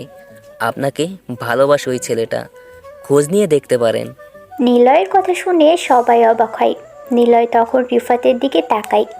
রিফাত নিলয়ের দিকে অবাক হয়ে তাকিয়ে আবার মাথা নিচু করে ফেলল। তবে হিমি নিলয় থেকে কথাটা শুনে জোরে কি বলে ওঠে, রিফাতের দিকে তাকালো। নিলয় হাসতে থাকে। রিফাত বলে, ভাইয়া, হিমিকে আমি ভালোবাসি আজ 1 বছর, কিন্তু ও একদিনে বুঝলো না, আর আপনি 3 দিনে সেটা বুঝে নিলেন। আপনি কি লাভ গুরু নাকি মাইন্ড হ্যাকার বলেন তো? ওরে না ভাই, শোনো, তোমাকে একটা কথা বলি। একটা মেয়েকে ভালোবাসবা, মেয়েরা তাড়াতাড়ি বুঝে ফেলে একটা ছেলে তাকে ভালোবাসে, কিন্তু মেয়েটা তা প্রকাশ করে না। কারণ কি জানো? কি কারণ? কারণ মেয়েরা যতদিন না বুঝবে সেই ছেলেটা তাকে সত্যিকারের ভালোবাসে কিনা, ততদিন অবধি মেয়েটা নিজের মতো করেই চলবে। যদি মেয়েটা তোমার পাশের জন্য হয়, তবুও তোমাকে বুঝতে দেবে না। তুমি খোঁজ নিয়ে দেখতে পারো, এমনকি তোমাকে ভালোবাসে কিন্তু সে বুঝতে দেয়নি। এবারে দুইজনে চুপ হয়ে গেল। ওরা সহ পাশের সবাই নিলয়ের দিকে তাকিয়ে আছে। সবাই ভাবছে এই ছেলেটা এত কথা কি করে জানে। নিলয় যেন ওদের চাহনি দেখে বুঝে যায় কি ভাবছে, তাই সে একটু মুচকি হেসে উঠল। নিলয় আর চোখে নেহার দিকে তাকায়। নেহা যেন হিসেব মেলাতে ব্যস্ত। গতকাল রাতে যে ছেলেটা এসেছিল অচেনা হয়ে, ওই ছেলেটাও যেন মাইন্ড হ্যাক করতে পারে, সহজেই নেহার মনের কথা বুঝতে পারে। অথচ নিলয় যেন ঠিক ওরকমই, কিন্তু হিসেবটা মিলছে না নেহার কাছে। নিলয়কে দেখে সাহসী বলে মনে হলেও গম্ভীর নয়, সরল একটা ছেলে। আর আগন্তুক ছিল ভয়ঙ্কর, কথা কম বলে, গুলি করে বেশি। নিলয় নেহার দিকে তাকায়। নেহাকে আজ আর কিছু বলেনি সে। আবারও হাঁটতে লাগলো ও। তৃষা নেহাকে খোঁচা মেরে বলল, ওই কি ভাবছিস? দেখ নিলয় চলে যাচ্ছে। নেহা তাড়াতাড়ি ভাবনা থেকে ফিরল। তাকিয়ে দেখে নিলয় এগিয়ে গেছে কিছুটা দূরে। নেহা দৌড়ে নিলয়ের সামনে আসলো। দুজনেই দুজনের দিকে তাকালো। নেহা নিলয়ের মুখের কাছে মুখ টেনে বলল, এই যে হনুমান। কি? আমি হনুমান? আমি মোটেও এরকম না। নেহা কিছু বলল না। সে নিলয়ের কাছে থেকে একটু পিছিয়ে দাঁড়ালো, মুচকি হাসলো একটু। নিলয় আরও কিছু বলতে যাচ্ছিল, তখনই নেহা ওর প্যান্টের পকেট থেকে একটা চাকু বের করলো। নিলয় চাকু দেখে ভয় পেয়ে চুপসে যায়। হায় রে, এটা কি? নিলয় বিড়বিড় করে বলল। নেহা ওর দিকে ভনিতা দৃষ্টি করে বলল, এটা কি দেখছো? দেখছি। নাম জানো তো? চাকু। তা আপেল কাটবেন বুঝি? আগে বললে আপেল আনতাম। ওই চুপ, তোর নাম্বার দে। আমি তো সিম দিয়ে কথা বলি না, মানে সিম ব্যবহার করি না। মানে কি মানে? আমি মেমোরি দিয়ে কথা বলি? নেহা আবারও ভনিতার দৃষ্টিতে তাকালো নিলয়ের দিকে। নিলয় ওর তাকানোর মানে খুঁজতে লাগলো। তখনই নেহা কাজ শেষে নিলয়ের জামার কলার ধরে বলল, ওই নাম্বার দিতে বলেছি, দে না, না হলে না এক্ষুনি পেটে চালান করে দিব এটা। নিলয় ভয়ে চুপসে যায়। নেহা সত্যি সত্যিই ছুরিটা নিলয়ের পেটের কাছে ধরে রাখে। নিলয় ভয়ে নাম্বারটা দিল। নাম্বার দেওয়ার পর নিলয় বলল, আপনি সত্যি মেয়ে তো? মানে মেয়ে মনে হয় না নাকি? কয়দিন পর আপনাকে আমি একটা লুঙ্গি গিফট করবো। রোজ আসবেন লুঙ্গি পরে। মেয়েদের ভালো লাগে বাঙালি পোশাকে, শাড়িতে নারী, শাড়ি না হয় সালোয়ার পরবেন। খোলা চুল, চোখে কাজল, ঠোঁটে হালকা লিপস্টিক, দেখবেন গোলাপটা কত সতেজ। তবে আপনাকে খুব মানাবে শার্ট প্যান্টে লুঙ্গিতে। নিলয় আর সেখানে দাঁড়ায় না। নেহা স্তব্ধ হয়ে যায়, কারণ সেম কথাটাও কাল রাতে শুনেছিল অচেনা ছেলেটার কাছে থেকে। আর আজকে নিলয় একই কথা বলল ওর সামনে। তবে কি সে নিলয় ছিল? নিলয় যদি সে হয় তাহলে কি নিলয় কোন মাস্তান? কিন্তু দেখে তো মনে হচ্ছে না মাস্তান নিলয় নাকি। আমি আমার হিসাবে কোনো ভুল হচ্ছে? নেহা কথাগুলো সেখানে দাঁড়িয়ে ভাবতে থাকে। তবে ওইদিকে নিলয় কিছুটা দূরে হেঁটে চলে এসেছে। কিন্তু ঠিক তখনই ওর মনে পড়ল ভয়ে ভুল করে বন্ধ সিমের নাম্বারটা দিয়ে এসেছে নেহাকে। নিলয় ভাবে, যাক ভালোই হলো, শুধু শুধু গুন্ডামির নির্যাতন থেকে বাঁচতে পারবো। নেহা ঘুরে নিলয়ের দিকে তাকায়। নিলয় বেশ খানিকটা দূরে এসে নেহার দিকে তাকালো। নেহা নিলয়ের দিকে হা হয়ে তাকিয়ে আছে। নিলয় হেসে ওঠে। নেহাও হাসলো। নিলয় জানে না নেহা কেন হাসলো, কিন্তু নিলয় হাসলো এতে ভেবে যে বলে বন্ধ সিমের নাম্বারটা দিয়েছে। আর নেহা যখন কল দেবে তখন অফ পাবে, বিরক্ত হবে, আর নিলয়ের কথা ভাববে, আর তাড়াতাড়ি নেহা নিলয়ের প্রেমে পড়বে। নিলয় মেয়ে পটাতে যেন ওস্তাদ। সে ঠিক এগুলোই ভাবে। কাউকে ভালোবাসতে হলে আগে তার ভাবটায় আসতে হবে, এমনভাবে তার ভাবনাতে আসতে হবে যেমন হতে পারে বিরক্তকর ভাবনা, রোমান্টিক ভাবনা। মোট কথা নিজের সেই মানুষটার আপনার কথা ভাববে সব সময়, কারণ ভাবনা থেকেই তো একটা মায়ের টান অনুভব হয়। তাই কাউকে ভালোবাসতে গেলে তার মনে একটু জায়গা করে নিতে হবে, আর বাকিটা সেই মানুষটার জায়গায় করে দেবে। নেহা নিজের জায়গাতে এসে বসে, কিছু ভাবতে পারে না। নিলয় কি তাহলে ওই ছেলেটা? এই প্রশ্নটাই বারবার নেহার মাথায় ঘুরপাক খাচ্ছে। তবে নেহা খোঁজ নেবে না কিছুই। নিলয় থেকেই সবটা শুনবে। রহস্য কি গভীর, নাকি নেহার ভুল? পরের দিন নিলয় ভার্সিটিতে এসে শহীদ মিনারের সিঁড়িতে বসে আছে, হাতে একটা গিটার। নেহাকে সকাল থেকে একবারও দেখেনি নিলয়। নিলয় গিটার বাজাতে শুরু করবে তখনই গ্যাংসহ নিলয়ের সামনে এসে দাঁড়ায় নেহা। নিলয় তাকিয়ে নেহাকে ঝাড়ি দিয়ে বলে, এই যে খাটাস ছেলে, তোকে আজ আমি খুন করব।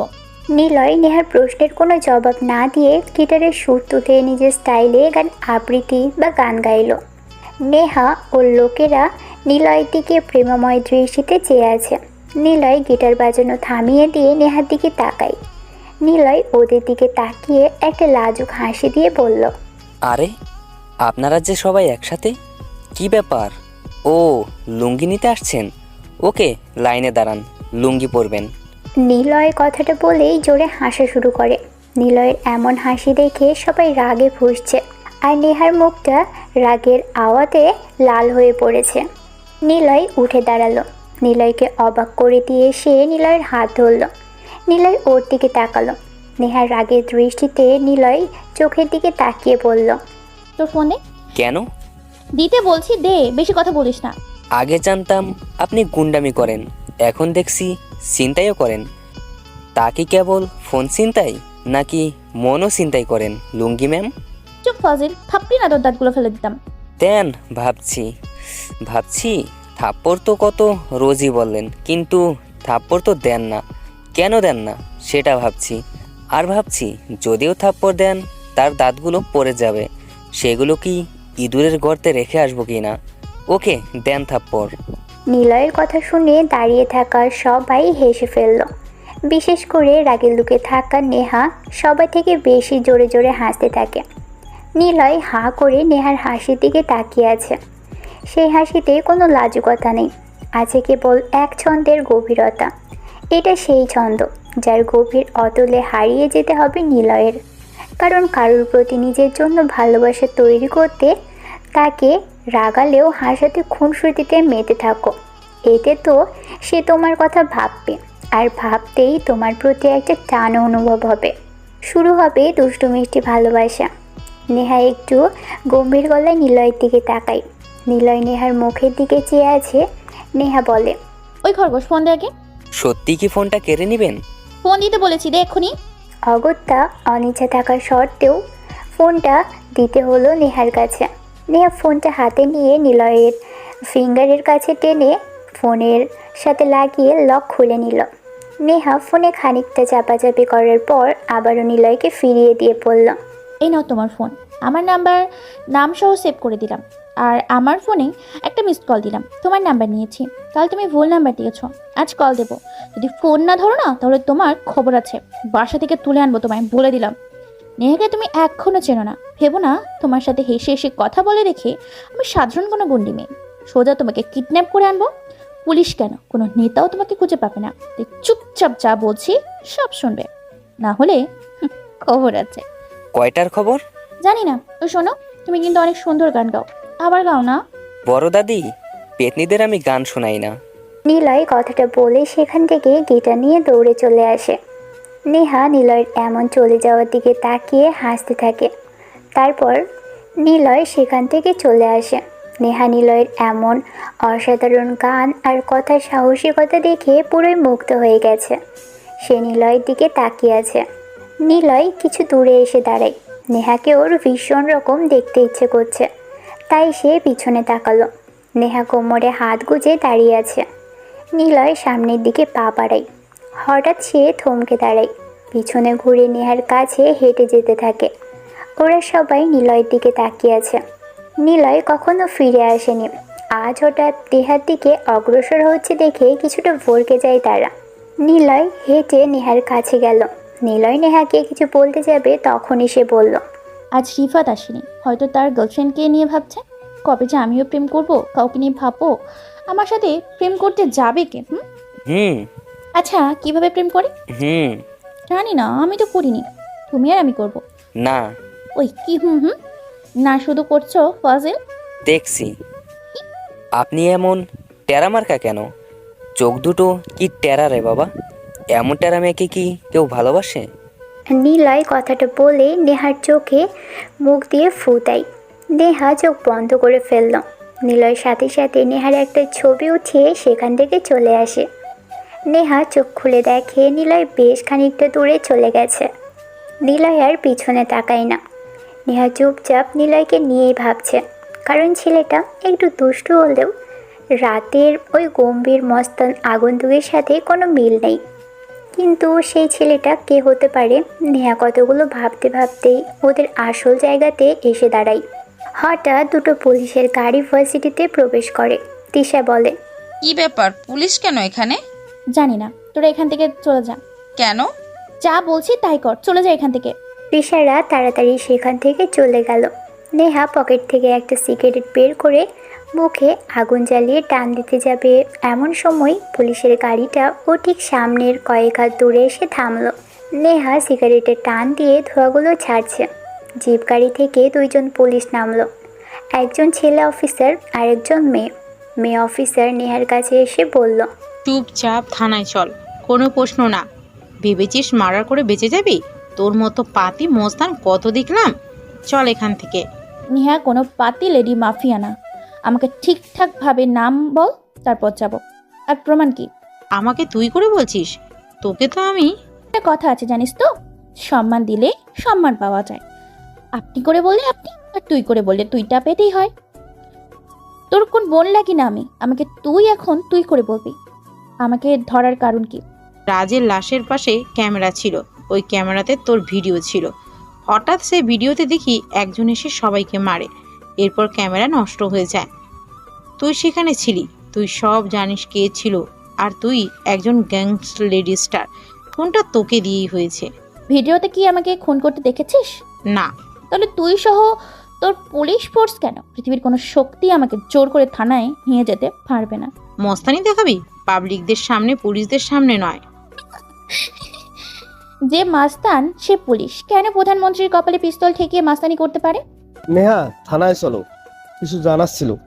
তুমি যা জানো তা আমাদের বলবে। চলো প্লিজ। ওকে, এভাবে বলে যেতেই পারি, চলুন। নেহা কথাটা বলেই পুলিশদের জিপ গাড়িতে যেয়ে বসে। তৃষা দূরে দাঁড়িয়ে আছে। নেহার বাইক রেখে সে পুলিশদের সাথে চলে যায়, কিন্তু কেন তাকে ধরা হয়েছে কেউ জানে না। নিলয় আজ সব ক্লাস করে বের হলো। বের হতেই দূর থেকে নেহা যেখানে থাকে সেখানে চোখ গেল, কিন্তু নেহা আজ সেখানে নেই। মনে মনে নিলয় বলে, কোথায় গেল মেয়েটা? সব সময় তো সেখানেই থাকে নেহা। আর কিছু ভাবে না, নিজ গন্তব্যের দিকে পা বাড়ালো। রাত 12টা বাজে। নেহা বাড়ির ব্যালকনিতে বসে আছে। কয়েক ঘন্টা আগেই থানা থেকে এসেছে। সেখানে অনেক ঝামেলা হয়েছে, কিন্তু নেহার ঝামেলা সব উপর মহল থেকে ঠিক করা হয়েছে। সেখানেই আটকে ছিল। নিলয়ের কথা ভাবছে সে। হঠাৎ একটা বাইক এসে থামলো নেহার বাড়ির সামনে। নেহার বাড়ির সামনে ল্যাম্পপোস্টে সেখানে একটা বাইক এসে দাঁড়িয়েছে। বাইকের উপর থেকে একটা ছেলে নামলো, মাথায় হেলমেট পরা, গায়ে কালো শার্ট। নেহার ব্যালকনির সোজা ছেলেটা তাকালো। নেহা চিনতে পারে ছেলেটাকে। এটা সেই ছেলে যে রাজের হাতে থেকে বাঁচিয়েছিল নেহাকে। নেহা ছেলেটাকে দেখে অবাক হয়। সে এখানে কেন? কয়েক মিনিট ছেলেটা নেহার দিকে তাকিয়ে থাকে। নেহা ব্যালকনি থেকে দৌড়ে বাইরে আসার প্রস্তুতি নেয়, কিন্তু তখনই ছেলেটা বাইকের উপর বসে বাইক চালিয়ে চলে যায় সেখান থেকে। নেহা হাবার মতো তাকিয়ে থাকে কেবল। তো ভাল লাগে না কি ছেলে? নিলয় না তো? সে তো আজ সারাদিন আমাকে দেখেনি। তবে কি দেখতে এসেছে, কিন্তু নিলয় তো আমাকে পাত্তাই দেয় না। কেমন করে কথা বলে! একটা সাধারণ ছেলে হয়ে আমাকে পাত্তাই দেয় না। তাহলে তো নিলয় দেখতে আসবে না, কিন্তু এই ছেলে কে? সে কি আমাকে দেখতে এসেছে? হ্যাঁ, এসেছেই তো। হাব ভাব দেখে এটাই তো মনে হচ্ছে। কিন্তু কিন্তু কেন আসবে? নিলয় না এসে ছেলে কেন আসবে? নিলয়কে নিয়ে ভাবতে থাকে নেহা। পায়চারি করছে। ব্যালকনির দিকে তাকাই। রাত 1টা বেজে গেছে। নেহা ফোন হাতে নিল। নিলয়ের নাম্বারটা সেভ করা ছিল। সেই নাম্বারটাতেই কল দেয়। নিলয় বিছানায় শুয়ে আছে। হঠাৎ ওর ফোনটা বেজে ওঠে। স্ক্রিনের দিকে তাকিয়ে দেখে নেহা কল করেছে। নাম্বারটা নেহার নামে সেভ করা। নিলয় ফোন স্ক্রিনের দিকে তাকিয়ে ধরবে কি ধরবে না ভাবতে ভাবতেই একবার রিং হয়ে কেটে গেছে। নেহা আবারও ফোন দেয়। নিলয় এবার রিসিভ করে নেহা বলতে থাকে, এই হনুমান, ফোন ধরতে এত সময় লাগে কেন? কে আপনি? আমার আন্টি নাকি? চুপ! আমি তোর আন্টি লাগি? শয়তান ছেলে কোথাকার! শোনো, আমাকে বিয়ে করবে? কেন? কেন মানে? মানুষ বিয়ে করে কেন? কেন আবার? মেয়েদের দিয়ে বাড়ির কাজ করানোর জন্য। কিন্তু বাড়িতে কাজের লোক আছে, তাই বিয়েটা করা হবে না। ও মা গো, টুরু লাভ 2 ফোঁটা। ইচ্ছে করছে তোকে তোকে তোকে গিয়ে না গলার টিপে মেরে ফেলি, হনুমান কোথাকার! বাবা গো, তার কি করতে ইচ্ছা করে শুনি? ইচ্ছে করে পিস্তল তোর কপালে থেকে জোর করে ভালোবাসা আদায় করিনি। গুলিটা বেশ দূরে টার্গেট করা যায় না, কাছ থেকে ভালো হয়। টিগারটাও ধরতে ভালো, বেশ আরামও পাওয়া যায়। সামান্য 5 থেকে 6টা গুলি লোড করা যায়, ভালোই। কি? ওই তুমি এসব কি করে জানো? আমিও তো এত কিছু জানি না। বই পড়তে হয়। তুমি তো বসে বসে শুধু গোল্ড ফ্ল্যাগ খাও। জানো এখন ওটার দাম কত? যাই হোক, এসব কিছু বই পড়ে শিখেছি। ও, মনে হচ্ছে তোমাকে গিয়ে না গলা একদমই টিপে মেরে আসি। তা পারবেন, পেতনিরা এসবই তো পারে। তোকে খুন করব। নিলয় আর কিছু না বলেই ফোন লাইনটা কেটে দিল। নেহা বিরক্তি নিয়ে ফোনের দিকে তাকাই। মাথা থেকে নিলয়ের কথাগুলো ফেলতে পারছে না। নেহা কিছুটা শিওর হয়ে যায় আগন্তুক ব্যক্তিটা হবে নিলয়। না হলে এত স্মার্টলি কথা বলে কেউ সাহস দেখিয়ে বলবে না ওদিকে নিলয় আরামে বিছানায় শুয়ে ভাবছে। মাঝে মাঝে ভালোবাসা বাড়ানোর জন্য নিজের মাঝে এর আকৃষ্টতা বাড়াতে হবে। সে যেন আমার কথাই ভাববে, সারাক্ষণ এমন কাজ করতে হবে, তবেই তো ভালোবাসার গাঢ় হবে। ফোনটা তো কাটলাম, যেন তুমি এখন আমার কথাই ভাবো। এভাবেই কেটে গেল 1.5 মাস। 1.5 মাসে নেহার রুটিনটা অনেকটাই চেঞ্জ হয়েছে। রাতে রোজ নিলয়কে ফোন দেয়, আর নিলয় নেহার ভাবনায় আধিপত্য দেখিয়ে ফোন কেটে অফ করে দেয়। তবে নিলয়কে ফোন দেওয়ার আগে রোজ ব্যালকনির সামনের রাস্তায় সেই আগন্তুক ছেলেটা এসে দাঁড়ায়। নেহা ব্যালকনিতে এখন ওই ছেলেটার জন্যই দাঁড়িয়ে থাকে বা বসে থাকে। আগন্তুককে দেখা চরম নেশা যেন নেহাকে দিনে দিনে আকৃষ্ট করে দিচ্ছে তার প্রতি। নেহা তাকেই ধরে নিয়েছে সে নিলয়, কিন্তু নিলয়কে যখন সরাসরি দেখে সব ভাবনা ওর পাল্টে যায়। কারণ রাতে সেই আগন্তুক রহস্যময় সিক্রেট বয়, আর দিনের নিলয় মিশুকে দুষ্টু ফাজিল। সে কারণে নেহার হিসেব মেলাতে পারে না। নেহা নিলয়কে জ্বালানোর পরিমাণ বাড়িয়ে দেয়। রোজ ফোন কল আর দেখা হলেই ভালোবাসার কথা জানাতে নেহা ভুল করে না। নেহা এখন সত্যিকারের অর্থে নিলয়কে ভালোবেসে ফেলেছে, কিন্তু নিলয় জানে না এর শেষ কি হবে। জানে না নেহা কেন তাকে ভালোবাসে। যদিও ভালোবাসতে কারণ থাকে না, কেবল ভালো লাগার জন্য একটা কারণ থাকতে চাই, আর সেটাই ভালোবাসতে বাধ্য করে। ক্যাম্পাসে কয়েকদিন পর একটা বড় পিকনিকের আয়োজন করা হয়। সেখানে সবাই উপস্থিত। নেহা অনেক আগে এসেই সেখানে বসে আছে। নিলয় অন্য দিনের থেকে আজ একটু দেরি করে ক্যাম্পাসে আসলো। ক্যাম্পাসে এসে ভিড়ের ভিতরে চোখ যায় নেহাদের দিকে। নেহা বাইরে বসে আছে, আর তার সামনে একটা ছেলে কান ধরে উঠবস করছে। নেহার হাতে একটা ছুরি। নিলয় ওদের দিক থেকে কিছুটা দূরে দাঁড়িয়ে সেগুলো দেখছে। নিলয় পিকনিক স্পটের দিকে অগ্রসর হয়। সে নিজের মতো করেই হাঁটছে। ঠিক তখনই নেহা ওকে টের পেয়ে ডাক দেয়। এই নিলয়, এত লেট করলে কেন বাবু? এমনি। চলো না আজ প্রেম করি। নিলয় নেহার দিকে তাকায়। নেহার পাশ থেকে তৃষা নামের মেয়েটা ওই ছেলেটাকে যেতে বলল। নিলয় সবার দিকে তাকায়। নেহার সাথে অনেক বেশি সাঙ্গপাঙ্গ আছে। ততক্ষণে কান ধরে থাকা ছেলেটা চলে গেছে সেখান থেকে। নিলয়ের চুপ থাকা দেখে নেহা বলল, কি হলো, চলো না গো আজ প্রেম করি। আচ্ছা, আমাকে কেন ভালোবাসেন আপনি? কারণ তুমি অন্য সব ছেলেদের মতো না। কি রকম? তুমি সবার থেকে আলাদা। যেখানে সব ছেলেরা ভয়ে কথাই বলে না, তাকায় না আমার দিকে, আর যারা তাকায় বা কথা বলে তারা আমাকে অনেক সম্মান করে। আর তুমি সেখানে আমার সাথে কথা বলো, রীতিমতো ঝগড়া করো, আমাকে রাগাও। ওই জানো, তুমি যখন আমাকে রাগাও না, তখন আমার খুব রাগ হয়, আর সেটা সারাদিন ভাবতে থাকি কখন যে তোমাকে এইসবের মাঝে ভালোবেসে ফেলেছি। তুমি কি আমাকে ভালোবাসো? হাসছো কেন? ওই তুমি এইভাবে হাসবে না, রাগ হয়। হাসলে কেন তাই বলো। এমনি, আমি ভালোবাসি না আপনাকে। কেন? এমনি। তুমি কি দেখতে সত্যি পেতনির মতো খারাপ? না। তাহলে? তুমি তো মেয়েও নয়, তুমি তো একটা ছেলে। আর একটা ছেলেকে কিভাবে আমি ভালোবাসবো? একটা মেয়েকে সবাই তখনই সুন্দরী বলে যখন দেখে বাঙালি পোশাক তার গায়ে। শাড়ি, সালোয়ার কামিজ হলো বাঙালিদের মেয়েদের আসল পোশাক। তুমি কি জানো, তোমার মতো মেয়েরা যখন শার্ট প্যান্ট পরে থাকে তখন সামনে এসে না, তাকে দূর থেকে দেখে, কারণ তোমার শরীরের প্রতিটা অংশ স্পষ্টভাবে বোঝা যায়। ছি, তাকেই মেয়ে বলে যেসব পোশাককে ঘৃণা করে, বোরকা, শাড়ি, সালোয়ার পরে চলে। এটা কোনো পোশাক নয় নেহা, এটা কেবল আধুনিক কথার শিকলে আটকে পড়ে দৌড়ে বাঁচার প্রয়াস মাত্র। তোমাকে আমি ভালোবাসি, সত্যিই ভালোবাসি, তবে ছেলেদের ড্রেস আপে না। যেদিন তুমি একটা বাঙালি মেয়ে সেজে আমার সামনে আসবে, সেদিন তুমি আমাকে না, আমি তোমাকে বলবো ভালোবাসি। তোমাকে সব ছেলে ভালোবাসে তোমার মনের অবস্থা দেখে নয়, তোমার শরীরের আকর্ষতার আকৃষ্টতায়। তোমাকে সবাই দেখে। সরি নেহা, তোমাকে আমি ভালোবাসতে পারবো না। নতুন একটা লুঙ্গি কিনে এনে পরবা, কেমন? আর মাস্তানিটাও চালিয়ে যাও, নিজেকে প্রমাণ করো যে তুমি অনেক সাহসী। মেয়েদের একটি সীমাবদ্ধতার সাহসিকতা দেখতে হয়। মেয়েরা কখনো ছেলেদের মতো হয় না, আর ছেলেরাও না। যদি হতো তাহলে সৃষ্টিকর্তা কখনো ছেলে মেয়েকে আলাদাভাবে সৃষ্টি করতো না। একজন মেয়ে ততটুকু সাহস দেখাতে হবে যতটুকু তার প্রয়োজন। তো সাহসী হওয়াটা ঠিক আছে, তবে এতটা না তুমি যত শক্তিশালী মেয়ে হও না কেন, যতই ক্ষমতাধারী হও না কেন, একটা ছেলের সামনে রাতে অন্ধকারে একা যেও, দেখবে বুঝিয়ে দিবে সাহসিকতা কী। তাই সীমাবদ্ধতা থাকতে হয় মেয়েদের সৌন্দর্য শাড়িতে, সালোয়ার, বোরকাতে। ও আরেকটা কথা, নিলয়ের কেন এত সাহস বেশি জানো? সাহসও দেখছো কি, আমি চাইলে পুরো দেশকে আমার সাহসিকতার খেসারত দিতে হবে, কিন্তু আমি দেখাই না।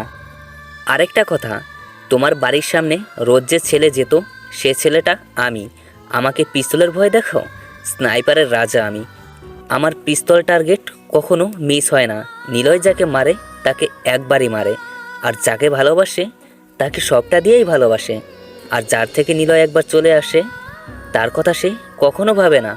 বুলেটের গুলি, আর এই নিলয় কখনো পিছনে ফিরে তাকায় না। ভালো থেকো। নিলয় কথাগুলো বলে আর দাঁড়ালো না, তবে যাওয়ার আগে নেহার পকেট থেকে একটা সিগারেট বের করে আগুন জ্বালিয়ে টানতে টানতে চলে যায়। নেহা, তৃষা, হিমি, প্রত্যাশা, আনিয়া আর রিফল সহ আশেপাশের অনেক সাঙ্গপাঙ্গ ভার্সিটির অনেক স্টুডেন্ট নীলার কথাগুলো শুনে স্তব্ধ হয়। নেহা যেন বিশ্বাসই করতে পারছে না নিলয় এত কিছু বলবে। নিলয় অনেক জোর গলায় কথাগুলো বলেছে। নিলয় যখন কথাগুলো বলছিল তখন সবাই নীরব হয়ে শুনছিল। নিলয় গেটের কাছে এসে পিছনে তাকালো। নেহা, যারা সবাই তাকিয়ে আছে নিলয়ের দিকে, আর নেহা মাথা নিচু করে বসে আছে। নিলয় দীর্ঘশ্বাস ছেড়ে একটা হাসি দিল, যা অর্থহীন মুচকি হাসি। নিলয় নিজেও জানে না এই হাসিতে কি প্রকাশ পেয়েছে, তবে এটা যে অর্থহীন তা বুঝতে পেরেছে। নিলয় বাইরে চলে আসে। উদ্দেশ্যহীন গন্তব্যের দিকে সে চলে যাচ্ছে। নিলয় 1 সপ্তাহ পর ভার্সিটিতে এসেছে। নিলয় সোজা নেহাদের বসার জায়গায় তাকালো। সেখানে নেহাদের গ্যাং আর ছেলেমেয়েরা আছে, তবে নেহা নেই। নেহাকে কেউ খুঁজে পায় না। ভালো করে দেখতে থাকে, কিন্তু নেহাকে কোথাও দেখা যায় না। নিলয়ের মনটা একটু খারাপ হলো নেহাকে না দেখতে পেয়ে। নিলয় মনে মনে বলে, ধুর, কেন যে সেসব বলতে গিয়েছিলাম। হয়তো অনেক রাগ করেছে, আমি ওভাবে নাও বলতে পারতাম। নিলয় ক্লাসের দিকে এগিয়ে যায়।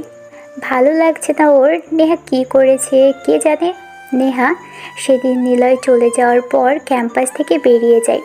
তৃষা, হিমি সবাই তারপর থেকে অনেকবার কল করেছে নেহাকে, কিন্তু নেহার ফোন অফ ছিল। নেহার বাড়িতেও যায় ওরা, কিন্তু নেহাকে তারা পায় না। নেহার বাবা আকাশ সাহেবও কিছু বলতে পারে না, কিন্তু এভাবে নেহা নিরুদ্দেশ হবে কেউ তা বুঝতে পারেনি। কিন্তু নেহা কোথায়? স্যার, আমি মাস্তানি ছেড়ে দিচ্ছি। আপনি তো সব কিছুই জানতেন, ভয় নেই। আপনার হয়ে কাজ করতাম, সেটা শুধু আমিই জানতাম, কেউ জানে না। তাই আপনার কথা আর আমার কাজ এখানেই শেষ। অনেক হয়েছে মাস্তানি গুন্ডামি। নেহার কথাগুলো শুনে প্রধানমন্ত্রী জাহিদ আহমেদ চুপচাপ নেহার দিকে তাকায়। নেহা জাহিদের হয়েই কাজ করত, সেজন্যই নেহা এত সাহস। জাহিদ আহমেদ নেহাকে পার্সোনালি জানতো চিনত। অজান্তেই নেহা জাহিদকে একদিন বাঁচিয়েছিল, তাই জাহিদ নেহাকে এমন বানিয়েছে। নেহার ব্যাপারে তিনি সবটা জানেন। নেহা যে নিলয়কে ভালোবাসে সেটাও তিনি জানেন, তবে তিনি এটা জানেন না নিলয়কে। নিলয়ের জন্য সে মাস্তানি ছেড়ে দিয়েছে, কিন্তু নিলয়কে ঠিকমতো নেহাও চিনে না। আচ্ছা, তুমি যাও নিলয়ের কাছে, তবে মনে পড়লে চলে এসো। জি স্যার, তবে একেবারে চলে যাচ্ছি না। আমি ঠিকই আপনার সাথে আছি, তবে এবার আরও গোপনে। আমার তা মনে হচ্ছে না তুমি আমার সাথে থাকবে, কারণ তোমার এখন আমাকে প্রয়োজন নেই, পড়বেও না প্রয়োজনে। তবে ভেবো না আমি তোমাকে ভুলে গিয়েছি। আমি আছি দূর থেকে, আমি সব হ্যান্ডেল করব। আচ্ছা বুঝেছি, যাও তুমি এখন। এই মস্তানের দায়িত্ব থেকে তুমি মুক্ত। নেহা জাহিদ আহমেদের অফিস থেকে বের হলো। অফিস থেকে বের হয়ে সে সোজা গাড়িতে যেয়ে বসলো। জাহিদ আহমেদের সাথে বহুদিনের সম্পর্ক নেহার। নেহাকে সে মেয়ের মতোই দেখেছে। আকাশ সাহেব যখন নেহার সৎ পা আনে, তখন থেকে নেহার উপরে নির্যাতন শুরু হয়। আকাশ সাহেবের সাথেই জাহিদ আহমেদের খাতির ছিল। নেহাকে সেই বড় করেছে বলা যায়। তবে নেহার মস্তান গুঞ্জি মেয়ে হয়ে ওঠার পিছনে আরও একটা কারণ আছে। নেহা জাহিদ আহমেদের বাড়ির দিকে যেতে থাকে। নেহা যখন খুব মন খারাপ থাকে, তখন প্রধানমন্ত্রী জাহিদ আহমেদের বাসায় এসে থাকে। আর নিলয়কে নিয়ে নেহা অনেকটাই মন খারাপে আছে, তাই বাড়ি থেকে চলে এসেছে। সেদিন ফোন অফ করে নেহা এখানে থাকা শুরু করেছে। আকাশ আহমেদ জানে না তার মেয়ে এত বড় একটা মাফিয়া গ্যাং লিড করে, আর নেহাকে গোপনে সাপোর্ট করে সাহিদ আহমেদ। শুধু আকাশ আহমেদ নয়, বরং নেহার সাথে ইনভলভ যারা আছে কেউই নেহা আর সাইদ আহমেদের ব্যাপারে জানে না। নিলয় ক্লাস শেষ করে বাইরে আসে। বাইরে আসতেই নেহার জায়গাতে চোখ গেল ওর, কিন্তু না, এবার আর কেউ নেই। একদম ফাঁকা সবটা, না নেহা আর না তৃষারা, কেউ সেখানে নেই। নিলয় মনে মনে বলে, কি হলো, এরা আবার গেল কোথায়? সবাই কাল আসবে হয়তো। এসব ভাবতে ভাবতেই নিলয় নিজের গন্তব্যের দিকে চলে যায়। পরের দিন আবার ভার্সিটিতে আসে নিলয়। আজও সেখানটা খালি, কেউ নেই। নিলয় সেখানে যেয়ে বসে। নেহার জন্য অপেক্ষা করছে সে, কিন্তু নেহার কোনো খোঁজ নেই। কেমন যেন শূন্য শূন্য লাগছে এবার নিলয়ের কাছে। নিলয় ফোনটা বের করে, কাকে যেন ফোন করলো, কিন্তু ফোনের ওপাশ থেকে কিছুই জানাতে পারে না নিলয়কে। ওর মনটা হঠাৎ খারাপ হয়ে গেল। নিলয় 7 দিন ধরে অনেক ভেবেছে নেহার কথা। সে সরি বলার জন্য এসেছিল, মনের কথা জানানোর জন্য এসেছিল সে, কিন্তু তার হলো কই? নেহাকে তো দেখাই যাচ্ছে না। নিলয় পরের দিন আবার ভার্সিটিতে আসে। নেহার বসার জায়গার দিকে তাকাই, কিন্তু সেখানে কাউকেই দেখছে না। তবে আজকে নেহাদের জায়গাতে ক্লাস শেষ করে এসে জায়গাকে আজ বাদামওয়ালা বাদাম বিক্রি করছে দেখল, কিন্তু নেহাদের দেখা নেই। গেল কোথায় মেয়েটা? এভাবেই কেটে গেল আরও 9টা দিন। এই কয়েকটা দিনে নেহাকে খুব খুঁজেছে নিলয়, কিন্তু পায়নি। অনেক মিস করছে নিলয় তাকে, অথচ নেহার কোনো দেখাই মেলেনি। কেমন যেন একা একা লাগতে শুরু করেছে নিলয়ের। তার মানে নিলয় এখন নেহাকে ভালোবেসে ফেলেছে। কিন্তু মেয়েটা যে হারিয়ে গেল, তাকে কি আর পাবে না নিলয়? নিলয় শুধু নেহাকে নিয়েই ভাবছে। নিলয় ভার্সিটি থেকে বের হলো, ফুটপাত দিয়ে হাঁটছে সে। হঠাৎ একটা গাড়ি এসে থামলো নিলয়ের সামনে। নিলয় দাঁড়ালো। গাড়ি থেকে তৃষা, হিমিয়া আর রিফাত নামলো। নিলয় ওদেরকেও অনেক খুঁজেছিল, কিন্তু তারাও নেহার সাথে হারিয়ে গিয়েছিল যেন। ওদেরকে দেখে নিলয় প্রশ্ন করে, তোমরা নেহাকে দেখছো? সে কোথায় জানো? না, আমরাও তাকে খুঁজছি, তবে নেহা ফোন করেছিল আমাদের। আপনি যে তাকে খুঁজছেন সেটা সবাই জানে। কেন খুঁজছেন? সেদিন তো তাকে অপমান করেছিলেন। আর যে যেমন করে থাকে সেভাবে বিচার করতে নেই। হতে পারে সব জানার পরেও সেখানে মিথ্যা কিছু থাকতে পারে। কাউকে খারাপ ভাবার আগে তাকে থেকে বোঝা উচিত। নেহা কোথায় বলো আমাকে। চলুন, তবে কোথায় আছে জানি না, শুধু আপনাকে একটা জায়গাতে নিয়ে যেতে বলল। ওকে চলো। নিলয় গাড়িতে উঠে বসলো। রিফাত গাড়ি চালাচ্ছে।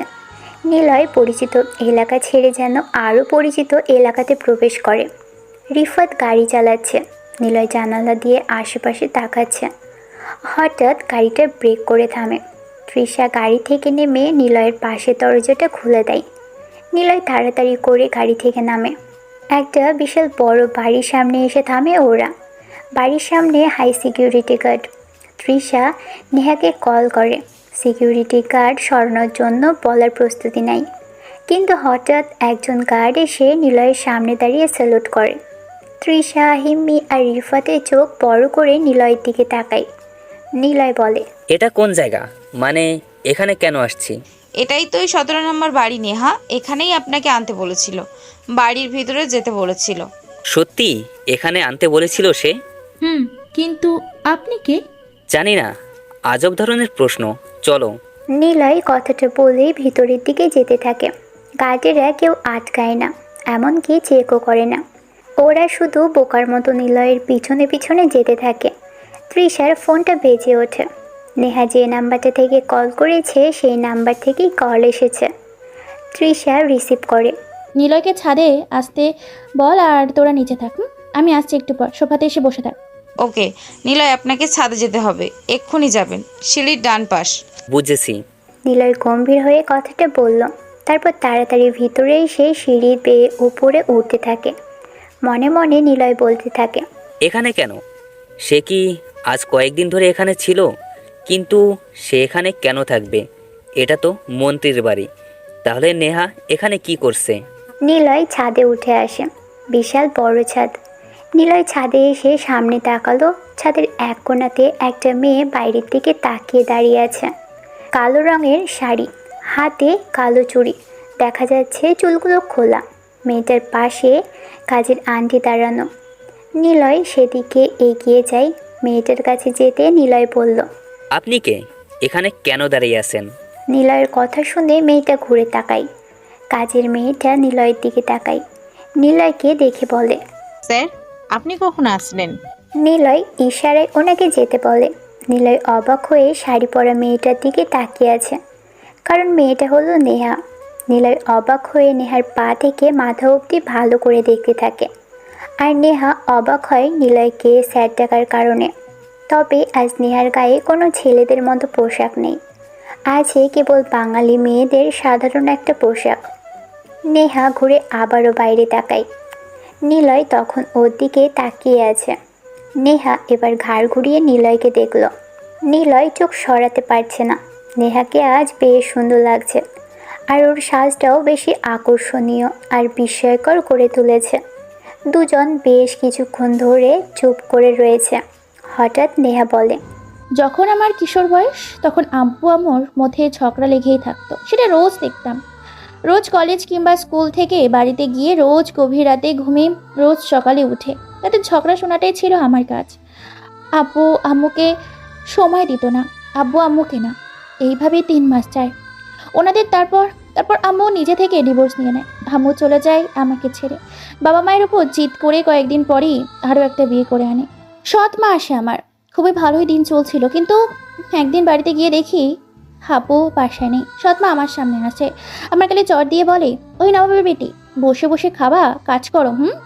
জানো, আমাকে কেউ কখনো মারেনি। প্রথম সৎ মায়ের কাছে মার খেয়েছিলাম, এরপর খুব নির্যাতন হয়েছে। প্রথম দিন আমাকে মারতো তিনি।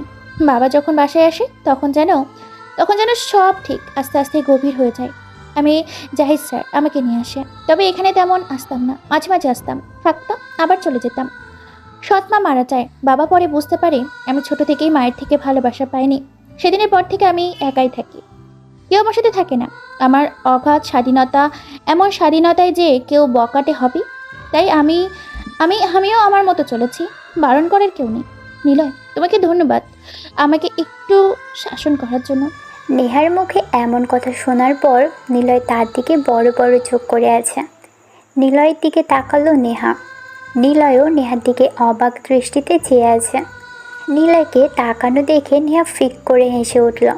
নিলয় ওর হাসির শব্দ শুনে নেহা আবারও বলল, এখন নিশ্চয়ই মনে হচ্ছে আমাকে ভালোবাসা যাবে না, তাই তো? ওকে, কোনো ব্যাপার না, আমি একা ছিলাম, একাই থাকবো। নেহা কথাটা বলেই সেখান থেকে চলে আসার জন্য পা বাড়ায়। নিলয় এক হাত দিয়ে নেহার বাঁ হাত শক্ত করে ধরে ফেলে। এবার নেহা নিলয়ের দিকে অবাক চোখে তাকিয়ে আছে। নিলয় কিছু বলতে চাচ্ছিল, তার আগেই সেখানে জাহিদ আহমেদ চলে আসে। ওনার সাথে অনেক সিকিউরিটি পুলিশও আছে। নেহা নিলয়ের সামনে এসে দাঁড়ালো। জাহিদ আহমেদকে দেখে বলল, স্যার, ওই সেই নিলয়, প্লিজ ওকে কিচ্ছু বলবেন না, ওর কোনো দোষ নেই, আমি আমার ইচ্ছেই পরিবর্তন হয়েছি। নিলয়, এইদিকে আয়। স্যার প্লিজ ওকে কিচ্ছু বলবেন না, ও অনেক ইনোসেন্ট, ওর কোনো দোষ নেই। নেহাকে সরিয়ে দেয় জাহিদ আহমেদ। তারপর নিলয়ের হাত ধরে টেনে নেহার সামনে দাঁড় করিয়ে দেয়। নেহা একটু ভয় পেয়েছে, না জানি জাহিদ আহমেদ নিলয়কে কী বলে, কিন্তু নেহাকে অবাক করে দিয়ে জাহিদ আহমেদ বলে, নিলয়, তুই কখন এসেছিস? বাড়িতে থাকতে তো কষ্ট লাগে, সেজন্য বাইরে ঘুরে বেড়াস। যেই দেখে নেহা আসছে তখনই চলে এসেছিস। মানে নিলয় বাড়ি মানে কি এসব? নিলয়ের চাচা, আমি নিলয়ের মা বাবা নেই, ওকে বড় করেছি বাইরে রেখে, এখানে এসে মাস্টার্স কমপ্লিট করার জন্য ভর্তি হয়। বাকিটা নিলয় বলবে, তোমরা কথা বলে ভিতরে আসো। নিলয় এবার নেহার দিকে তাকালো। নেহা হতভম্ব হয়ে চেয়ে আছে নিলয়ের দিকে। নিলয় মুচকি হাসল। নেহা যেন ঘড়ি কাটছে না।